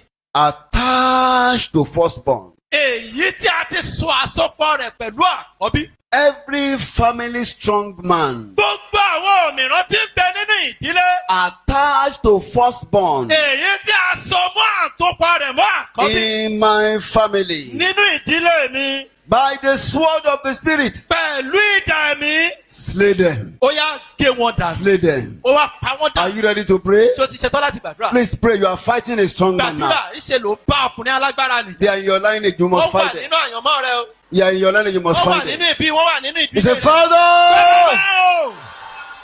Some of you are not praying. Àwọn kò gbàdúrà. This is a night for your deliverance. Àṣálẹ̀ ìtúsílẹ̀ rẹ nìyí. Say, Father! Bàbá o! Every family strong man Gbogbo alágbára ti ń bẹ nínú ìdílé. in my lineage Nínú ìran mi. attached to Èyí tí a firstborn, fẹ́pọ̀ mọ́ àkọ́bí. Holy Ghost, Ilé mi mímọ́. slaughter Ó yá them dàwọ́ rú. in the name of Jesus. Lórúkọ Jésù. Slaughter them, Sọ Olúwa pa wọ́n. slaughter them, Pa wọ́n. slaughter Pa them. wọ́n. Holy Ẹ̀mí Ghost, mímọ́. slaughter Ó them. yá pa wọ́n dànù. Every family strong man, Gbogbo àwọn alágbára ti bẹ nínú every ìdílé. family strong man Gbogbo alágbára ẹbí. attached to Èyí firstborn tí a sọpọ̀ mọ́ àkọ́bí. in my lineage. Nínú ìran mi. I am the firstborn. Èmi làkọ́bí. Holy Spirit, Ẹ̀mí mímọ́. slaughter them for Ó me. yá bá wọn bá mi. Slaughter them for me. Pàwọ́rùn. Slaughter them for Pàwọ́rùn me. fún mi. Slaughter them for Pàwọ́rùn me. fún mi. Slaughter them for me. Pàwọ́rùn fún mi. And you are not praying. Ó gbàdúrà. You are still joking. Níṣẹ́ ló ṣì ń You ṣeré. don't understand. Ah! From the days of John the Baptist, Láti ìgbà tó the wà lórí kingdom of God suffers violence. Ìjọba ọ̀run ti di The àbágbára. violent take it by Àwọn force. alágbára ló sì ń fi Take your glory by force. Gba gbogbo rẹ pẹ̀lú Take your ìgbà. destiny by force. Gba ìyànmọ́ rẹ pẹ̀lú Every ìgbà. strong man Gbogbo alágbára. in my family, Nínú ẹbí in mi. my lineage, Nínú ìran mi. after the Èyí firstborn, tí ń lépa. Lord of hosts, Ọlọ́run slaughter them ọ̀gá now. gbogbo. Ó yá pa wọ́n. Slaughter them now. Power. Slaughter them now. Slaughter them now. And set me free. Set me free. Set me free. Set me free. Set me free. Set me free. In the name of Jesus. Oh, Ria Barakata Lemandro Kabalaba. Lebrakato Rondo Robo. Thank you, precious Father. In Jesus' name we are Jésù praying. Olúwa wa. Many firstborns glory are in the wrong place. Ọ̀pọ̀lọpọ̀ ògùn àwọn àkọ́bí ni ó wà ní ibi tí kò tọ́. Many of them are in the wrong hands. Ọ̀pọ̀lọpọ̀ wọn ni ó wà ní ọwọ́ òdì. They are just there wasting away. Wọ́n kàn wà níbẹ̀ wọ́n ń ṣòfò dà. And the firstborn is suffering. Àkọ́bí yẹn ń sọ. You know what Jabez Ìṣe did? ló làágùn jẹmọ tí Jábẹ́sì. Jabez fought for his glory. Ìṣe ni Jábẹ́sì jà fún ògo rẹ̀. A firstborn. Àkọ́bí ni. But he was a child of sorrow. A bí gẹ́gẹ́ bí ọmọ ìbàdàn. He knew his right Ó mọ ìpín rẹ̀. and he cried to Ó God. sì ké pe You Ọlọ́run. will cry to the Wàá Almighty ké pe Ọlọ́run alágbára. and tell him. Wàá sọ fún un You say, Father, pé bàbá Say, Father. Pé bàbá o. You say, Father. Bàbá o. Where is my glory? Níbo ni ògo mi gbé wá? Recover back for me. Bóyá gbà wọ́n padà fún I am the firstborn. èmi làkọ́bí. Say, Father. Bàbá o. Say, Father. Bàbá o. Where is my Níbo ni glory? ògo mi gbé wá? Where is my glory? Níbo ni ògo mi gbé wá? I recover. Ọmọ gbà wọ́n padà. In the name of Jesus. Jésù. Where is my Níbo ni glory? ògo mi gbé wá? I am the Èmi firstborn. làkọ́bí. I recover Mo it. gbà wọ́n padà. I Mo recover it. gbà wọ́n padà. I recover Mo it. gbà wọ́n padà. I recover Mo it. gbà wọ́n padà. Wherever they may be. Ibikíbi tí wọ́n lè wà. In the wrong place. Ibikíbi tí In wọ́n the lè wà. wrong hand. Lọ́wọ́ òdì. The glory of my Olúwa first o, son. mo gbà wọ́n padà. Recover it Mo back. gbà wọ́n padà. Recover it Mo back. gbà wọ́n I padà. recover it back. Ogún àkọ́bí I mi. recover it back. Mo gbà wọ́n I padà. recover it back. Ogún àkọ́bí My mi. glory. Mo gbà My wọ́n padà. greatness. Mo gbà wọ́n My padà. double portion. Ìpín mi My méjì. leadership. Ní I ìdílé recover it back. Mo gbà padà. Hey, carry under basate Ọkùnrin kẹsẹ̀ lè má ra kàńtẹ̀. Lindro kata sanda ye Mo baribo. gbà wọ́n padà lórúkọ Mambro Jésù. yandri kaliga la Mo gbà wọ́n bazaria. padà tòkótòkó Le lórúkọ Jésù. rokoto zondo robo Mo gbà sa. ìwà àkọ́bí mi I padà recover back my tòkótòkó. glory. Mo gbà padà. Where is my glory, Lord? Ògo mi ní I kọ́lọ́fẹ́ wà. recover it back. Mo gbà padà. I recover it back. Mo gbà padà. I recover it back. Mo gbà padà. Ye baranda lingre kata saria. Àpáta ayérayé mo gbà wọ́n In padà. Jesus' Ní orúkọ name, we Jésù ní pray. àgbàdúrà mi. Some people's glory had been swallowed by family rituals. Ògo àwọn àkọ́bí mìíràn wà tí ó ṣe é pé ìrúbọ ẹbí wọn ló gbé wọn mì. Even from the time they were born. Láti ọjọ́ tí a ti bí wọn ni. The family ritual just swallowed up the glory. Níṣẹ́ ni ìrúbọ ẹbí wọn ṣe ló gbé ògo wọn mì. You're going to tell the Lord, Wàá sọ fún Ọlọ́run. every family ritual that swallowed my glory, Gbogbo ìrúbọ tí ń bẹ nínú ìdílé mi tó gbé ògo mi mì. blood of Jesus, Ẹ̀jẹ̀ Jésù. destroy them. Ó yá pawọ́ ọrùn kí wọ́n Release pọ̀ my ògo. glory. Kí wọ́n pọ̀ ògo mi. Every family ritual, Gbogbo that swallowed ìrúbọ my ẹbí glory. tó gbé ògo blood mi mì. of Jesus, Ẹ̀jẹ̀ Jésù. destroy them. Ó yá pawọ́ ọrùn Release my glory. kí ó pọ̀ ògo mi. He said, Father, Bàbá o! if you are praying for your son, pray it very well. Oh. Tó o bá gbàdúrà bákan bí rẹ gbàdúrà. He said, Father, Bàbá o!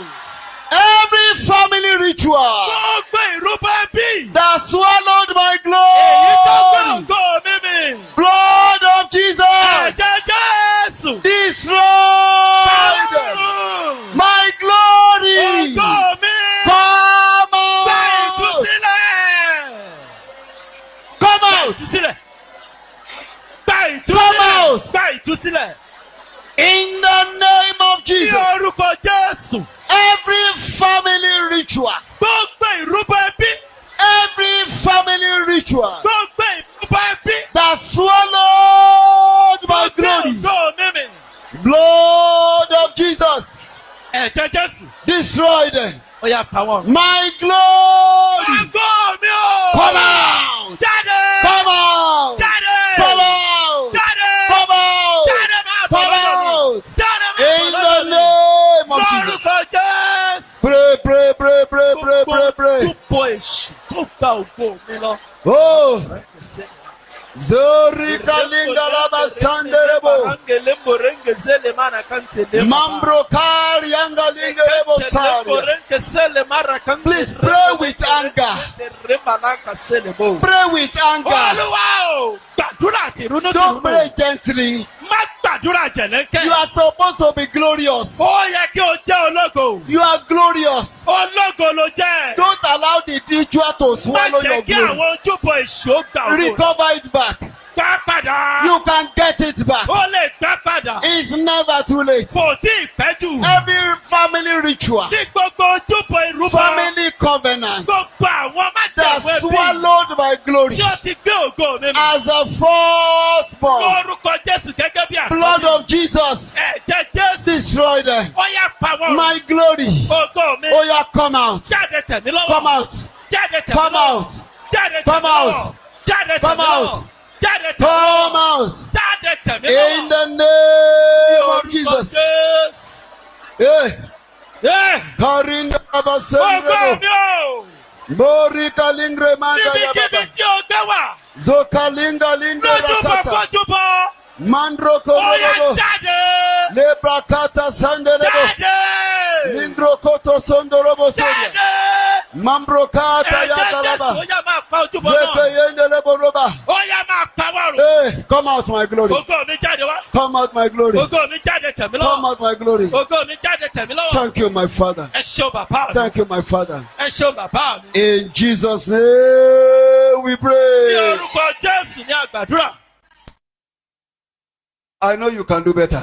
Mo mọ̀ pé o lè ṣe dára ju báyìí lọ. Please be aggressive. Dákun mo fẹ́ kí o gbàdúrà I tààràtà. see the Lord setting you free. Kẹ́ ló sì rí Ọlọ́run tí ó tú ọ sílẹ̀. You will tell the Lord Wá sọ fún Ọlọ́run.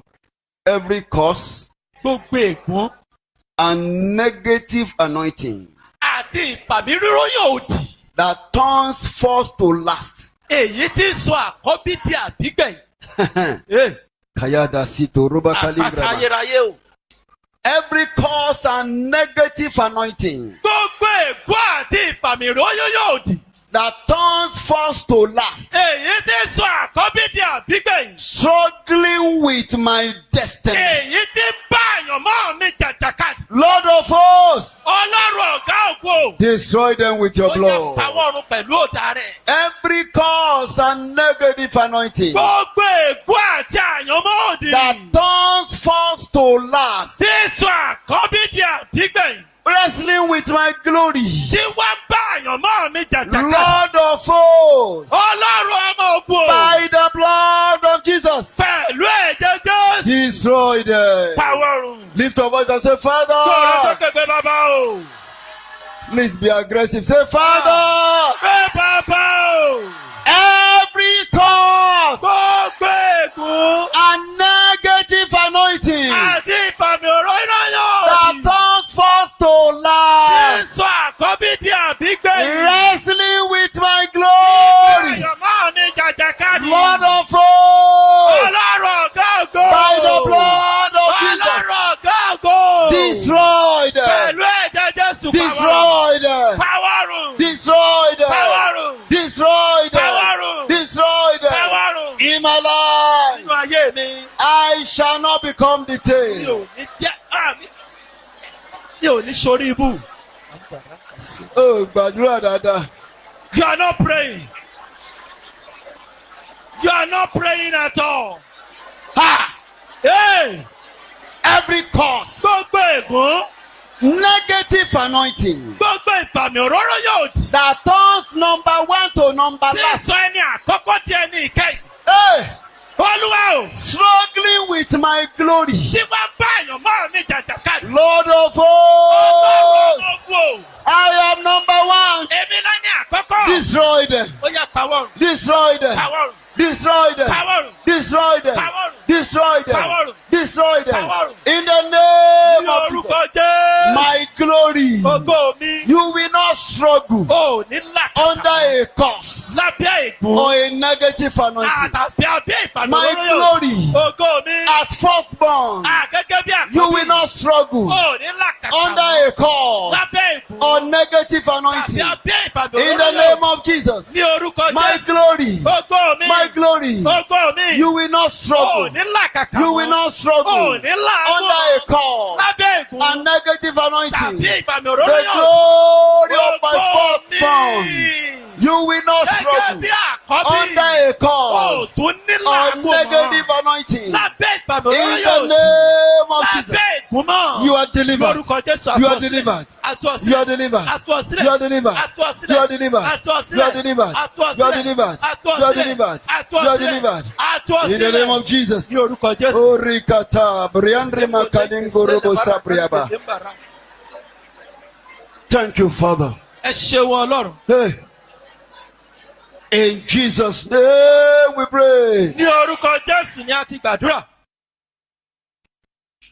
Some firstborns are in trouble because of the sins of their parents. Àwọn àkọ́bí kan wà nínú wàhálà nítorí ẹ̀ṣẹ̀ àwọn òbí wọn. Even before they were born, Kí ó tiẹ̀ tó di pé a bí wọn. Their parents already traded their glory to Satan. Níṣe ni àwọn òbí wọn ti ṣe àlùpàyídà àyànmọ́ wọn pẹ̀lú èṣù. And they come for double portion, they never got it. Wọ́n sì wá fún ìlọ́po méjì wọn kò rí They gbà. came with leadership, they never experienced it. Wọ́n wá tòun tí wọn adarí ṣùgbọ́n wọn kò rí. They came with glory, the glory never rose. Wọ́n ní ògo síbẹ̀ ògo ò farahàn. You are going to tell the Lord. Wọ́n sọ fún Ọlọ́run. The sin of parents that destroys glory of firstborn. Ẹ̀ṣẹ̀ àwọn òbí tí máa ń pa ògo àkọ́bí rú. Ha! By fire. Pẹ̀lú iná. Separate me from them. Olúwa yà mí yà wọ́n. I know of somebody, I heard of somebody rather, Wọ́n gbọ́ nípa arákùnrin kan. who sinned Èyí tí ó dẹ́ṣẹ̀. by using the money that is meant to buy land for church to pay the school fees of his first child. Tí ó mú owó tí ó yẹ kí wọ́n fi ra ilẹ̀ fún ìjọ tó fi lọ san owó ilé ìwé ọmọ rẹ̀. And refused to pay back. Kò sì san padà. They did everything. She started fighting the pastor. Wọ́n ṣe ohun gbogbo. Yálà kí ó pè san padà. Ìjà ló gbójú kojú báwo olùṣọ́àgùtàn. And that first child got to the final year in the university. Nígbà tí ọmọ àkọ́bí rẹ̀ yìí tó dé ìpele tí ó kẹ́yìn ní ilé ìwé gíga Yunifá. A glorious child. Ọmọ ológo ní tòótọ́. On the way to school, Lọ́jọ́ kan ló ń lọ ilé ìwé. your vehicle had an accident. Ní ọkọ̀ wọn bá ní ìjàmbá ọkọ̀. And only one person died. Ọmọ yìí nìkan ṣoṣo ló forí ṣọlẹ̀ tó kú. This child didn't send the parent to go and take God's money to come and pay his school fees. Ṣé mọ̀ yí pé ọmọ yóò rán bàbá rẹ̀ níṣẹ́ pé kó lọ jówó ìjọ fi sanwó ilé ìwé òun. Maybe the child didn't even know. Ọmọ yìí kan pàápàá ó ṣeé ṣe kó má mọ̀. That's the sin of the parent. Ẹ̀ṣẹ̀ bàbá ni o ẹ̀ṣẹ̀ àwọn òbí. That cut short the glory of an innocent Èyí child. tí ó wá gé ògo ọmọ yìí kúrú. Every sin that your parents have committed, Gbogbo ẹ̀ṣẹ̀kẹ́ṣẹ̀ tí bàbá àti ìyá rẹ̀ ti that tọwọ́ is bọ̀. crying vengeance over you, Tí wọ́n wá ń kẹ́gbẹ́. I terminate them in the name of Jesus. Mo pa wọ́n run lórúkọ Jésù. Lift your voice and say, Father, Kẹ̀kẹ́ bàbá o. every sin of parents Gbogbo ẹ̀ṣẹ̀ òbí. that destroy the glory of Yóò firstborn, bá ògo àkọ́bí jẹ́. separate me Olúwa from them. yàmíyàwọ̀n. In the name of Jesus. Yàmíyàwọ̀n Olúwa Ó o. jẹ́ gbàdúrà. Mọ̀rẹ̀ kẹ́ńsẹ̀lẹ̀ màrá ó jẹ́ gbàdúrà. You better pray. Olúwa o. Oore ọ̀fẹ́ mà ni. It is grace. You may not see today again. Kàyérí bó bá sáka língàlà. Bàbá mi àti Ọlọ́run mi. I don't know what your father had done. Mi ò mọ ohun tí bàbá mi ti ṣe. I don't know what your mother had done. Mi ò mọ ohun tí ìyá mi ti ṣe. And the voice of vengeance is crying. Àní ohun ẹ̀san sì ń ké lọ́rùn I mi. will visit the vengeance on you. Tó ti wí ó gbẹ̀san lórí Why rẹ̀. don't you tell the Lord? Ó ṣe wé fún Ọlọ́run. Oh, by mercy, Olúwa o, by nípa àánú mercy, separate me from them. àánú. Every iniquity Olúwa of o, parents gbogbo ẹ̀ṣẹ̀ tí àwọn that òbí mi. destroy the glory of firstborn, Èyí tí ó bá ògo àkọ́bí separate jẹ́. me from them. Olúwa yàmíyàwọ̀n. Separate me from Olúwa them. yàmíyàwọ̀n. Separate me from Olúwa them. yàmíyàwọ̀n. Separate me from Olúwa them. yàmíyàwọ̀n. Separate me from Olúwa them. yàmíyàwọ̀n. In the Ní orúkọ name of Jesus. Jésù. Ah, Riande Hey. Katoba Lingre Mataraba. Yàmíyàwọ̀n. Lekratasi Andali Bàbá mi Buruba. àti Ọlọ́run mi Thank you, yàmíyàwọ̀n. Father in heaven. Àbúrò lè rè ń ké Thank you, sẹ́lẹ̀ máa. Father in heaven. Ẹ ṣeun aláṣọ. In Jesus' name we are praying. Ní orúkọ Jésù ni a ti gbàdúrà.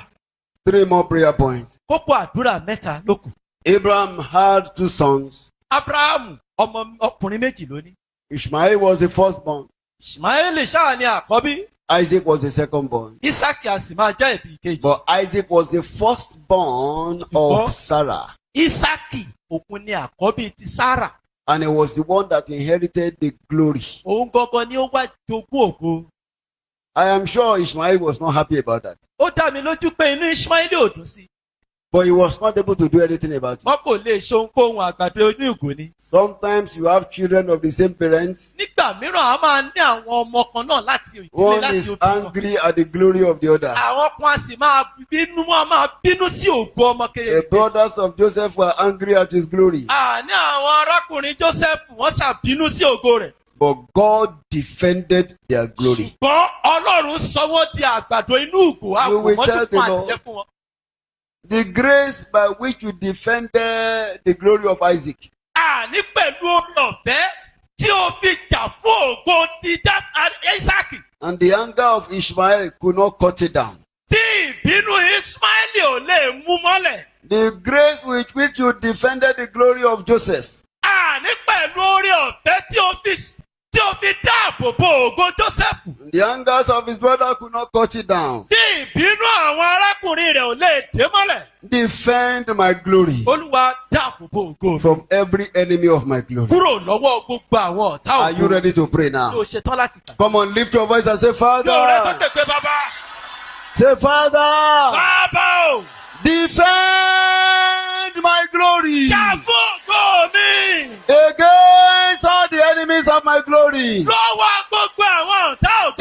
In the name of Ní Jesus. orúkọ Jésù. Pray now. Gbàdúrà báyìí. And we are rounding off now. A ò ní fẹ́ ṣetán mọ́. Time is not no longer on our Kò side. sákòókò fún wa mọ́ o. Defend my glory. Olúwa dáàbò bo Defend my ògo. glory. Olúwa jà fún Defend ògo my mi. glory. Jà fún ògo mi. Defend my glory. Jà fún ògo mi. Defend my Jà fún glory. ògo mi. Defend my Jà glory. fún ògo mi. Defend my glory. Jà fún ògo mi. Defend my glory. Jà fún ògo The mi. way you defended Àní bí o ti jà fún the ògo Ísáàkì. glory of Bí o Isaac ti jà fún ògo from the Jósẹ́fù. enemies of his glory. Tí àwọn ọ̀tá rẹ̀ ò lè Whether tó the ògo rẹ̀ enemies are in mọ́lẹ̀. my family, Olúwa jà fún ògo mi. enemies in my family, Jà fún ògo mi. enemies in the church, Gbogbo àwọn ọ̀tá enemies ilé. in my lineage, Ọ̀tá inú jọ. all the Ọ̀tá ẹbí. enemies of my glory. Olúwa o tí wọ́n ń lépa ògo mi. Arise. Olúwa jà fún ògo mi. Defend my glory. Olúwa jà fún ògo mi. Defend my glory. Jà fún ògo mi. Defend my glory. Jà fún ògo mi. Defend my glory. Jà fún ògo mi. In the Ní name orúkọ of Jesus. Jésù. Yangra kato salaba Jà fún yanderebo. ògo mi tagbára tipátipá àti Thank you, togotogo. precious Father. Olúwa ẹ ṣeun Ọlọ́run iyebíye ẹ máa ṣeun. Jesus' name Ní we are orúkọ ńlá praying. Jésù ní àgbàdúrà. In Jesus' name we are Ní praying. orúkọ ńlá Jésù ní àgbàdúrà. Secondly, you will tell the Lord, Lẹ́ẹ̀kejì wá sọ fún Ọlọ́run. a voice destroyed the glory of Reuben. Ohùn kan ní ó bà ògo Rúbẹ́nì jẹ́. The voice told him, Àní ohùn yìí wí fún. that woman is not a wife now. Àní arábìnrin nì kì í ṣe aya rẹ̀. She is just a concubine of your father. Àní pé níṣe ló jẹ́ àlè bàbá rẹ̀. She is the slave of your stepmother. Ó jẹ́ ẹrúbìnrin èyí ìyálé ìyá rẹ̀. Just a slave of your stepmother. Èyí tí wá jẹ́ ẹrúbìnrin àní ìyálé ìyá rẹ̀. You can do anything you like with him. Ṣé bó lè ṣe With ohun her. tó bá wọn pẹ̀lú? And that voice ruined his destiny. Ṣùgbọ́n òun yìí ṣe ló ba àyànmọ́ rẹ̀. Every voice from hell Gbogbo òun láti ọ̀run àpáàdì. raised to ruin your glory, Tí a gbé dìde láti ba ògo rẹ jẹ́. I silence them in the name of Àwọn Jesus. ẹlẹ́nu mọ́ lórúkọ Jésù. Say, Ṣé Father, bàbá o?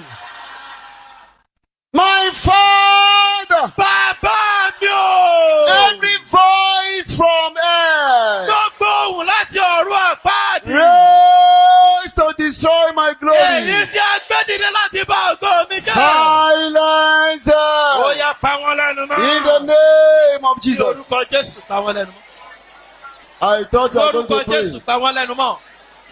Every voice from hell, Gbogbo òun láti ọ̀run àpáàdì. every voice from hell Gbogbo òun láti ọ̀run àpáàdì. raised to silence my glory, Èyí tí a gbé dìde láti pa ògo mi raised to lẹ́nu mọ́. destroy my glory. Láti jẹ́ bá ògo mi jẹ́. Father, silence them. Olúwa pa wọ́n lẹ́nu mọ́. Silence them. Pa wọ́n lẹ́nu mọ́. Silence them. Pa wọ́n lẹ́nu mọ́. Silence them. Pa wọ́n lẹ́nu mọ́. Silence them. Pa wọ́n lẹ́nu mọ́. Every voice Gbogbo òun from the pit of hell, láti the ọ̀run voice àpáàdì. that destroyed Reuben, Èyí tí ó pa that Rúbẹ́nì. pushed him to sleep with his father's Tí ó wife. jẹ́ kí ó bá ìyá ya bàbá Every rẹ̀. voice from hell Gbogbo òun láti ọ̀run raised to àpáàdì. destroy my glory. Èyí tí a mú láti Arise, O Lord, and silence them. Olúwa lórúkọ Jésù. Silence them. Pa wọ́n lẹ́nu mọ́. Silence Pa them. wọ́n lẹ́nu mọ́. Silence Pa wọ́n them. lẹ́nu mọ́. Silence Pa them. wọ́n lẹ́nu mọ́. Silence Pa wọ́n them. lẹ́nu mọ́. Silence Pa wọ́n them. lẹ́nu mọ́. In the name of Ní Jesus. orúkọ Jésù. Silence them. Pa wọ́n lẹ́nu mọ́. Mariandro Bàbá Karabasaka mi àti Yadaba. Ọlọ́run mi. Ìwọ ló lè pa wọ́n lẹ́nu mọ́. Pa wọ́n lẹ́nu mọ́ láṣálẹ̀ yìí. Láṣálẹ̀ yìí ni kò gbọ́dọ̀ dọ́là.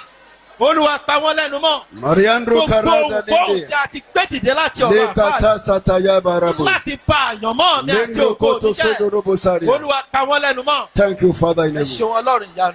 In Jesus' name we are Ní praying. orúkọ Jésù ni a ti gbàdúrà. Finally, you will prophesy.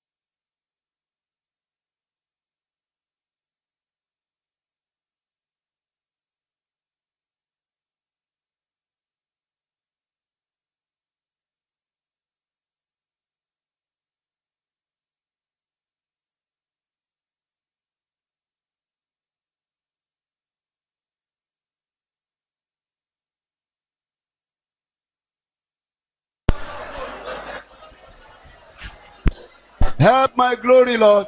Olúwa rán ògo mi lọ. Favor my glory. Ṣojú rere fún Help ògo. my destiny. Kí o ran àyànmọ́ mi lọ. Thank you, precious Father. Ẹ ṣeun Ọlọ́run iyebíye. In Jesus' name we are Ní praying. orúkọ ńlá Jésù ni a ti gbàdúrà. Oh, you can say a better Ó amen. lè ṣe àmì tí ó dára.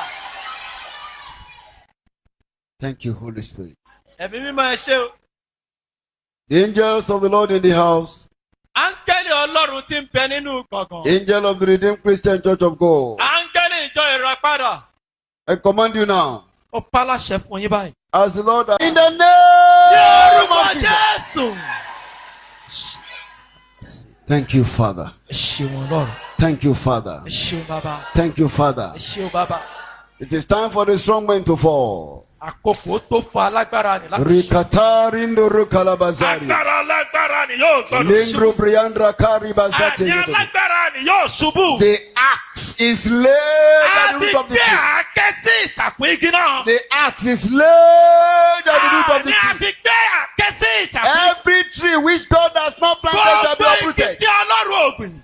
Every strong man in your life Gbogbo alágbára nínú àyànmọ́ rẹ. that captured your glory, Èyí tí ń bá ògo rẹ jẹ́. I uproot you in the name of Jesus.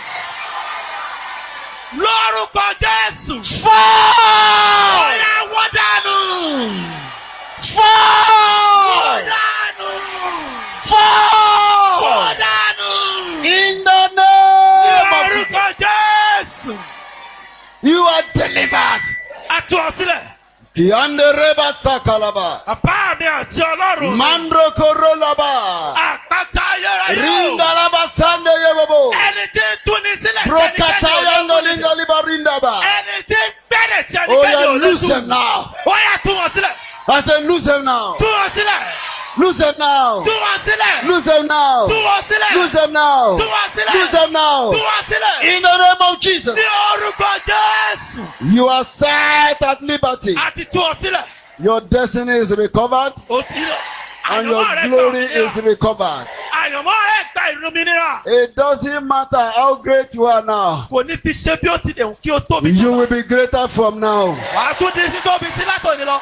You will be greater from Wàá now. tún di títóbi sí látòní lọ. You will be greater from Wàá now. tún di títóbi sí látòní In lọ. the name of Jesus. Ní orúkọ Jésù. And so Ó shall ti it be. rí bẹ́ẹ̀ o.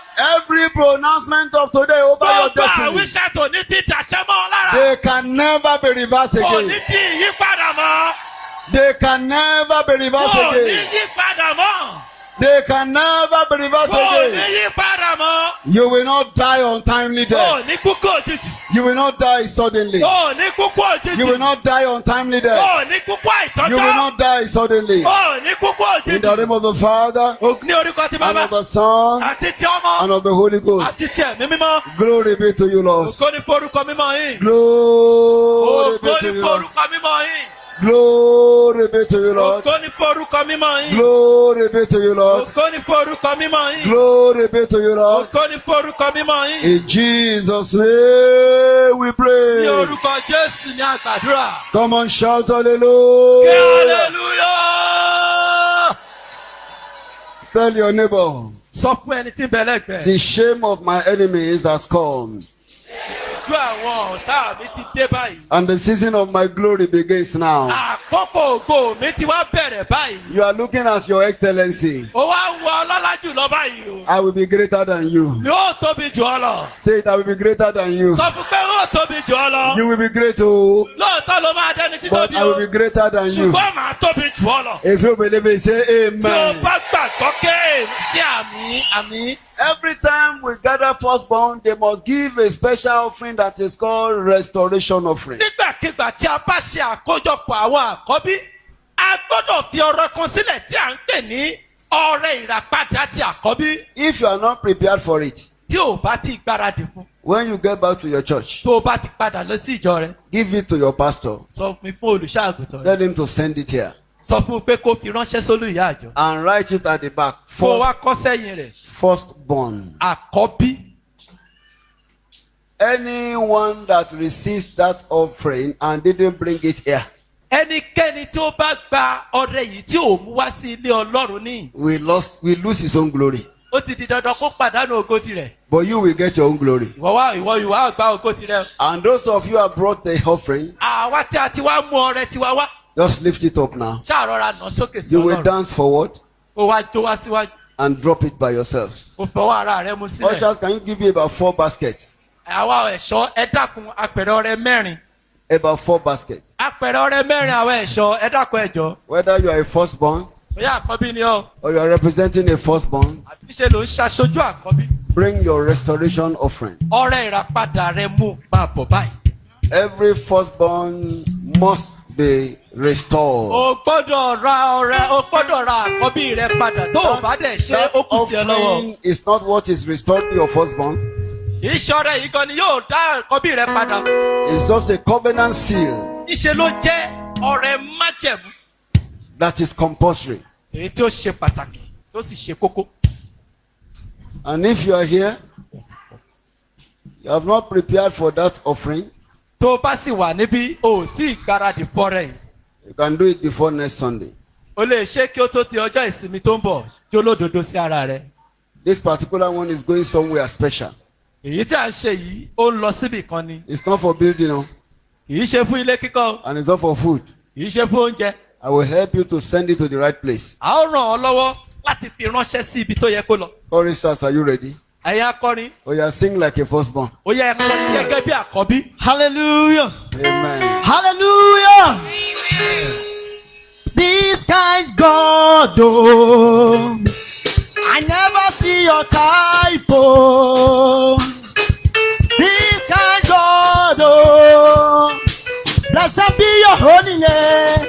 This kind God, oh, This kind God, oh, I never see your type, oh. This kind God, oh, blessed be your holy name. this kind God, oh, This kind God, oh, I never see, I never see your type, oh. This kind God, oh, blessed be your holy name. do like this, do like this. Èmi lọ síbi gíga o. Èmi lọ síbi gíga.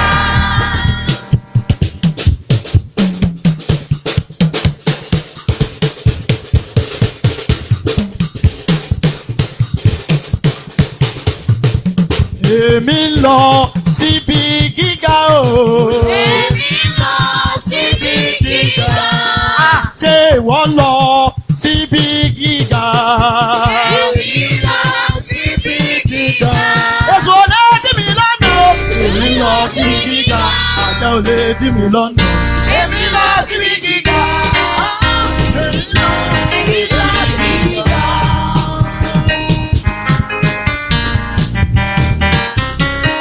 alágbára bí ọ̀rọ̀ o. Ọba mi bí ọ̀rọ̀ o.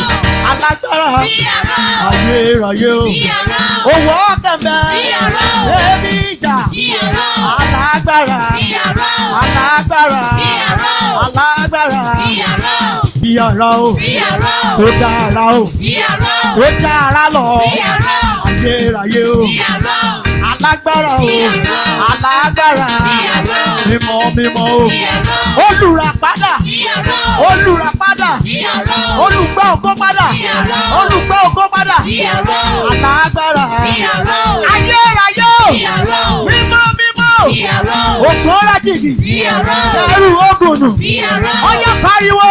bí ọ̀rọ̀, Ẹbí yẹ yọ bọ́ì. bí ọ̀rọ̀, Ṣé bí ọ̀rọ̀? bí ọ̀rọ̀, Ee, alágbára bí bí ọ̀rọ̀, ẹ̀yà Júdà o. ìbínú dé ẹ̀yà Júdà. Let somebody shout hallelujah. Raise your two hands like this. Raise your two hands. Orí mi wà lọ dáadé. Orí mi ló mọ̀ dáadé. Linda Mashatali Gerebo. Makaili ni Mashatali Gerebo. Lendre Mosote Gerebo. Because you are the firstborn. Hey, orí mi wà lọ dáadé. Orí mi ló mọ̀ dáadé. Kúrò nípò yìí kọjá lọ sáfin. orí mi wà lọ́dàdé. Orí mi wà lọ́dàdé. Orí mi wà lọ́dàdé ògo rẹ̀. Orí mi wà lọ́dàdé. Kúrò lẹ́gbẹ̀ẹ́ lọ́sí kọjá lọ sáfin. Orí mi wà lọ́dàdé. Ọ̀rá oyin biribiri oyin kan mi o. Oyin biribiri oyin kan mi o. Oyin biribiri oyin kan mi o. Àánú Olúwa yìí kan mi o. Tóyí kan náà. Orí bìrìbìrì kan mi o. Orí bìrìbìrì kan mi o. Orí bìrìbìrì kan mi o. Àánú Olúwa yìí kan mi o. You will practicalize it. You will practicalize that song. Oyin biribiri oyin kan mi o. Oyin biribiri oyin kan mi o. Àwọn kan wò ni. Oyin biribiri oyin kan mi o. Àánú Olúwa yìí kan mi o. Let me see your demonstration. Orí bìrìbìrì kan mi o. Orí bìrìbìrì kan mi o. Orí bìrìbìrì kan mi o. Àánú Olúwa yìí kan mi o. Oyin mi.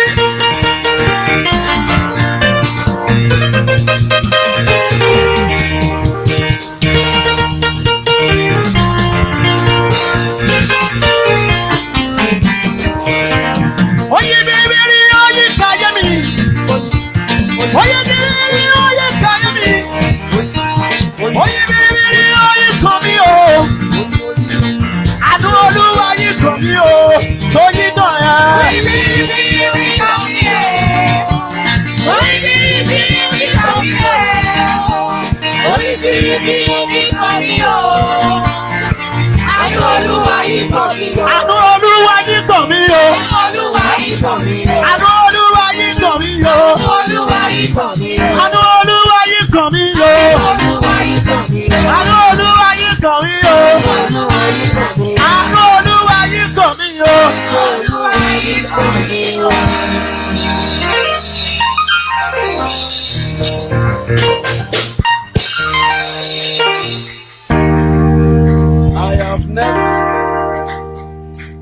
I have never seen anyone walking with the head. Mi ò tí ì rí ẹ̀dá àbàmì kan tí ń fi orí rìn rí. Have you ever seen one? Ṣé o ti rí kan rí? Because you are head, Nítorí pé orí ló jẹ́, you will never be beneath. o ò ní jẹ́ ọrùn. No one can stop the glory of the sun. Kò sí ẹ̀dákẹ́dá tí ó lè fọwọ́ bo ògo. In the name above other Ní name, orúkọ tó ju gbogbo orúkọ lọ. I declare your glory is unstoppable. Mo pàṣẹ ògo rẹ kò ní ṣe é fọwọ́ bò. Every enemy of your glory. Gbogbo ọ̀tá ògo rẹ. Griandebo sakalabatayaba. Bàbá mi àti Ọlọ́run mi o. Every enemy of your glory in the Gbogbo flesh. àwọn ọ̀tá ògo rẹ. Before the end of November, Kí oṣù yìí ó tó kọgbá ńlẹ̀. ground shall swallow them up. Ilẹ̀ gbé wọ́n mì. In the name of Jesus. Ní orúkọ Jésù. The powers that are sent on errand Gbogbo àwọn agbára tí a rán níṣẹ́. after your glory, Tí ẹ dìde lòdì sí ògo rẹ. I command them to turn back. Ó yá ẹ máa padà báyìí. Oh, you are back to sender. Padà sọ́dọ̀ ẹni tó rán ọ I níṣẹ́. say back to sender. Padà sọ́dọ̀ ẹni tó I rán ọ say back níṣẹ́. to sender. Padà sọ́dọ̀ ẹni tó rán ọ In níṣẹ́. the name of Ní Jesus. orúkọ Jésù. Olúwa o. Thank you, Jesus. Ẹ ṣeun Jésù. Thank you, Jesus. Ẹ ṣeun Jésù. Thank you, Jesus. Jésù ẹ mà ṣeun o. Thank you, Jesus. Jésù ẹ mà ṣeun. Thank you, Jesus. Jésù ẹ mà ṣeun. Oh, thank you, Father. Bàbá ẹ ṣeun o. Every garment of madness, Gbogbo aṣọ àṣìṣìwèrè. every garment of madness Gbogbo aṣọ ìsínwín. placed upon your glory, èyí tí a fi bo ògo rẹ mọ́lẹ̀. I remove them in the name of Ó yá mo Jesus. jọ̀wọ́ dànù.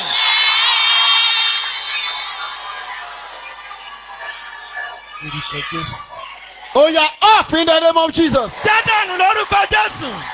Off in the name of Jesus. Ó yá bọ́ dànù lórúkọ Jésù. Back to Padà sọ́dọ̀ sender. oníránṣẹ́ rẹ.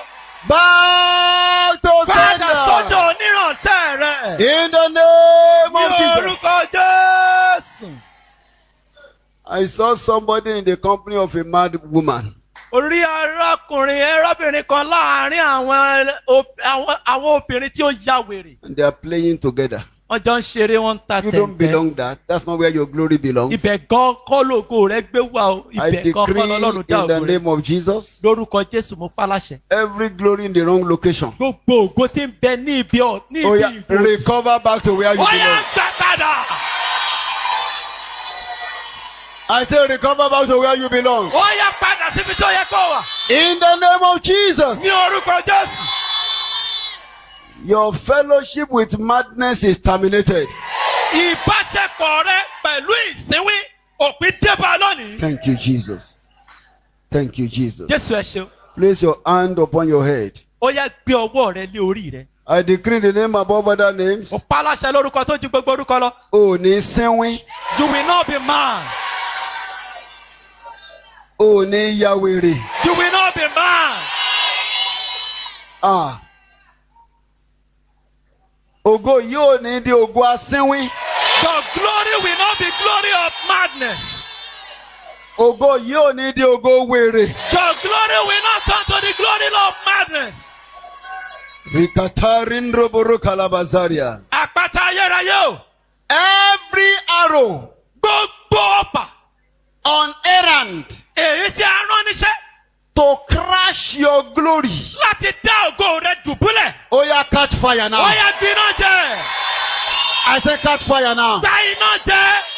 Catch fire now. Gbiná lórúkọ Jésù. Catch fire now. Gbiná lórúkọ Jésù. Catch fire now. Gbiná lórúkọ Jésù. Catch Gba fire. iná lórúkọ Jésù. Catch Gbiná fire. lórúkọ Jésù. Catch Gbiná fire. lórúkọ Jésù. In the name of Jesus. Ní orúkọ Jésù. Thank you, Holy Ghost. Ẹ̀mí mímọ́ ẹ ṣé o. Thank you, Holy Ghost. Ẹ̀mí mímọ́ ẹ ṣé o. You are set at liberty. A ti tú u sílẹ̀. You are delivered. Ẹ sì ti In the name of Jesus. ní orúkọ Jésù. In the kingdom of God, Ní ìjọba Ọlọ́run. your glory will not be marked a Ògo rẹ ò wasted ní fi destiny. fẹ́ lòmíràn. Your glory will not be marked a wasted A destiny. ò ní pé ògo rẹ ní Your ògo glory will not be àgbédànù. a wasted destiny. Ògo rẹ ò ní di ògo ìgbédànù. And so shall it be. Ó ti rí bẹ́ẹ̀. In the name of the Ní Father, orúkọ ti bàbá. and of the Àti Son, ti ọmọ. and of the Holy Àti Ghost. ti ẹ̀mí mímọ́. In Jesus' Ní orúkọ Jésù ní name, we àgbàdúrà. pray. Amen. The one with the highest glory will shout the loudest Ẹni tí ó hallelujah. ní ògo tí ó ga jùlọ ni yóò kí hallelujah tí ó ga jù. Somebody shout Kí ẹnìkan kí hallelujah. hallelujah.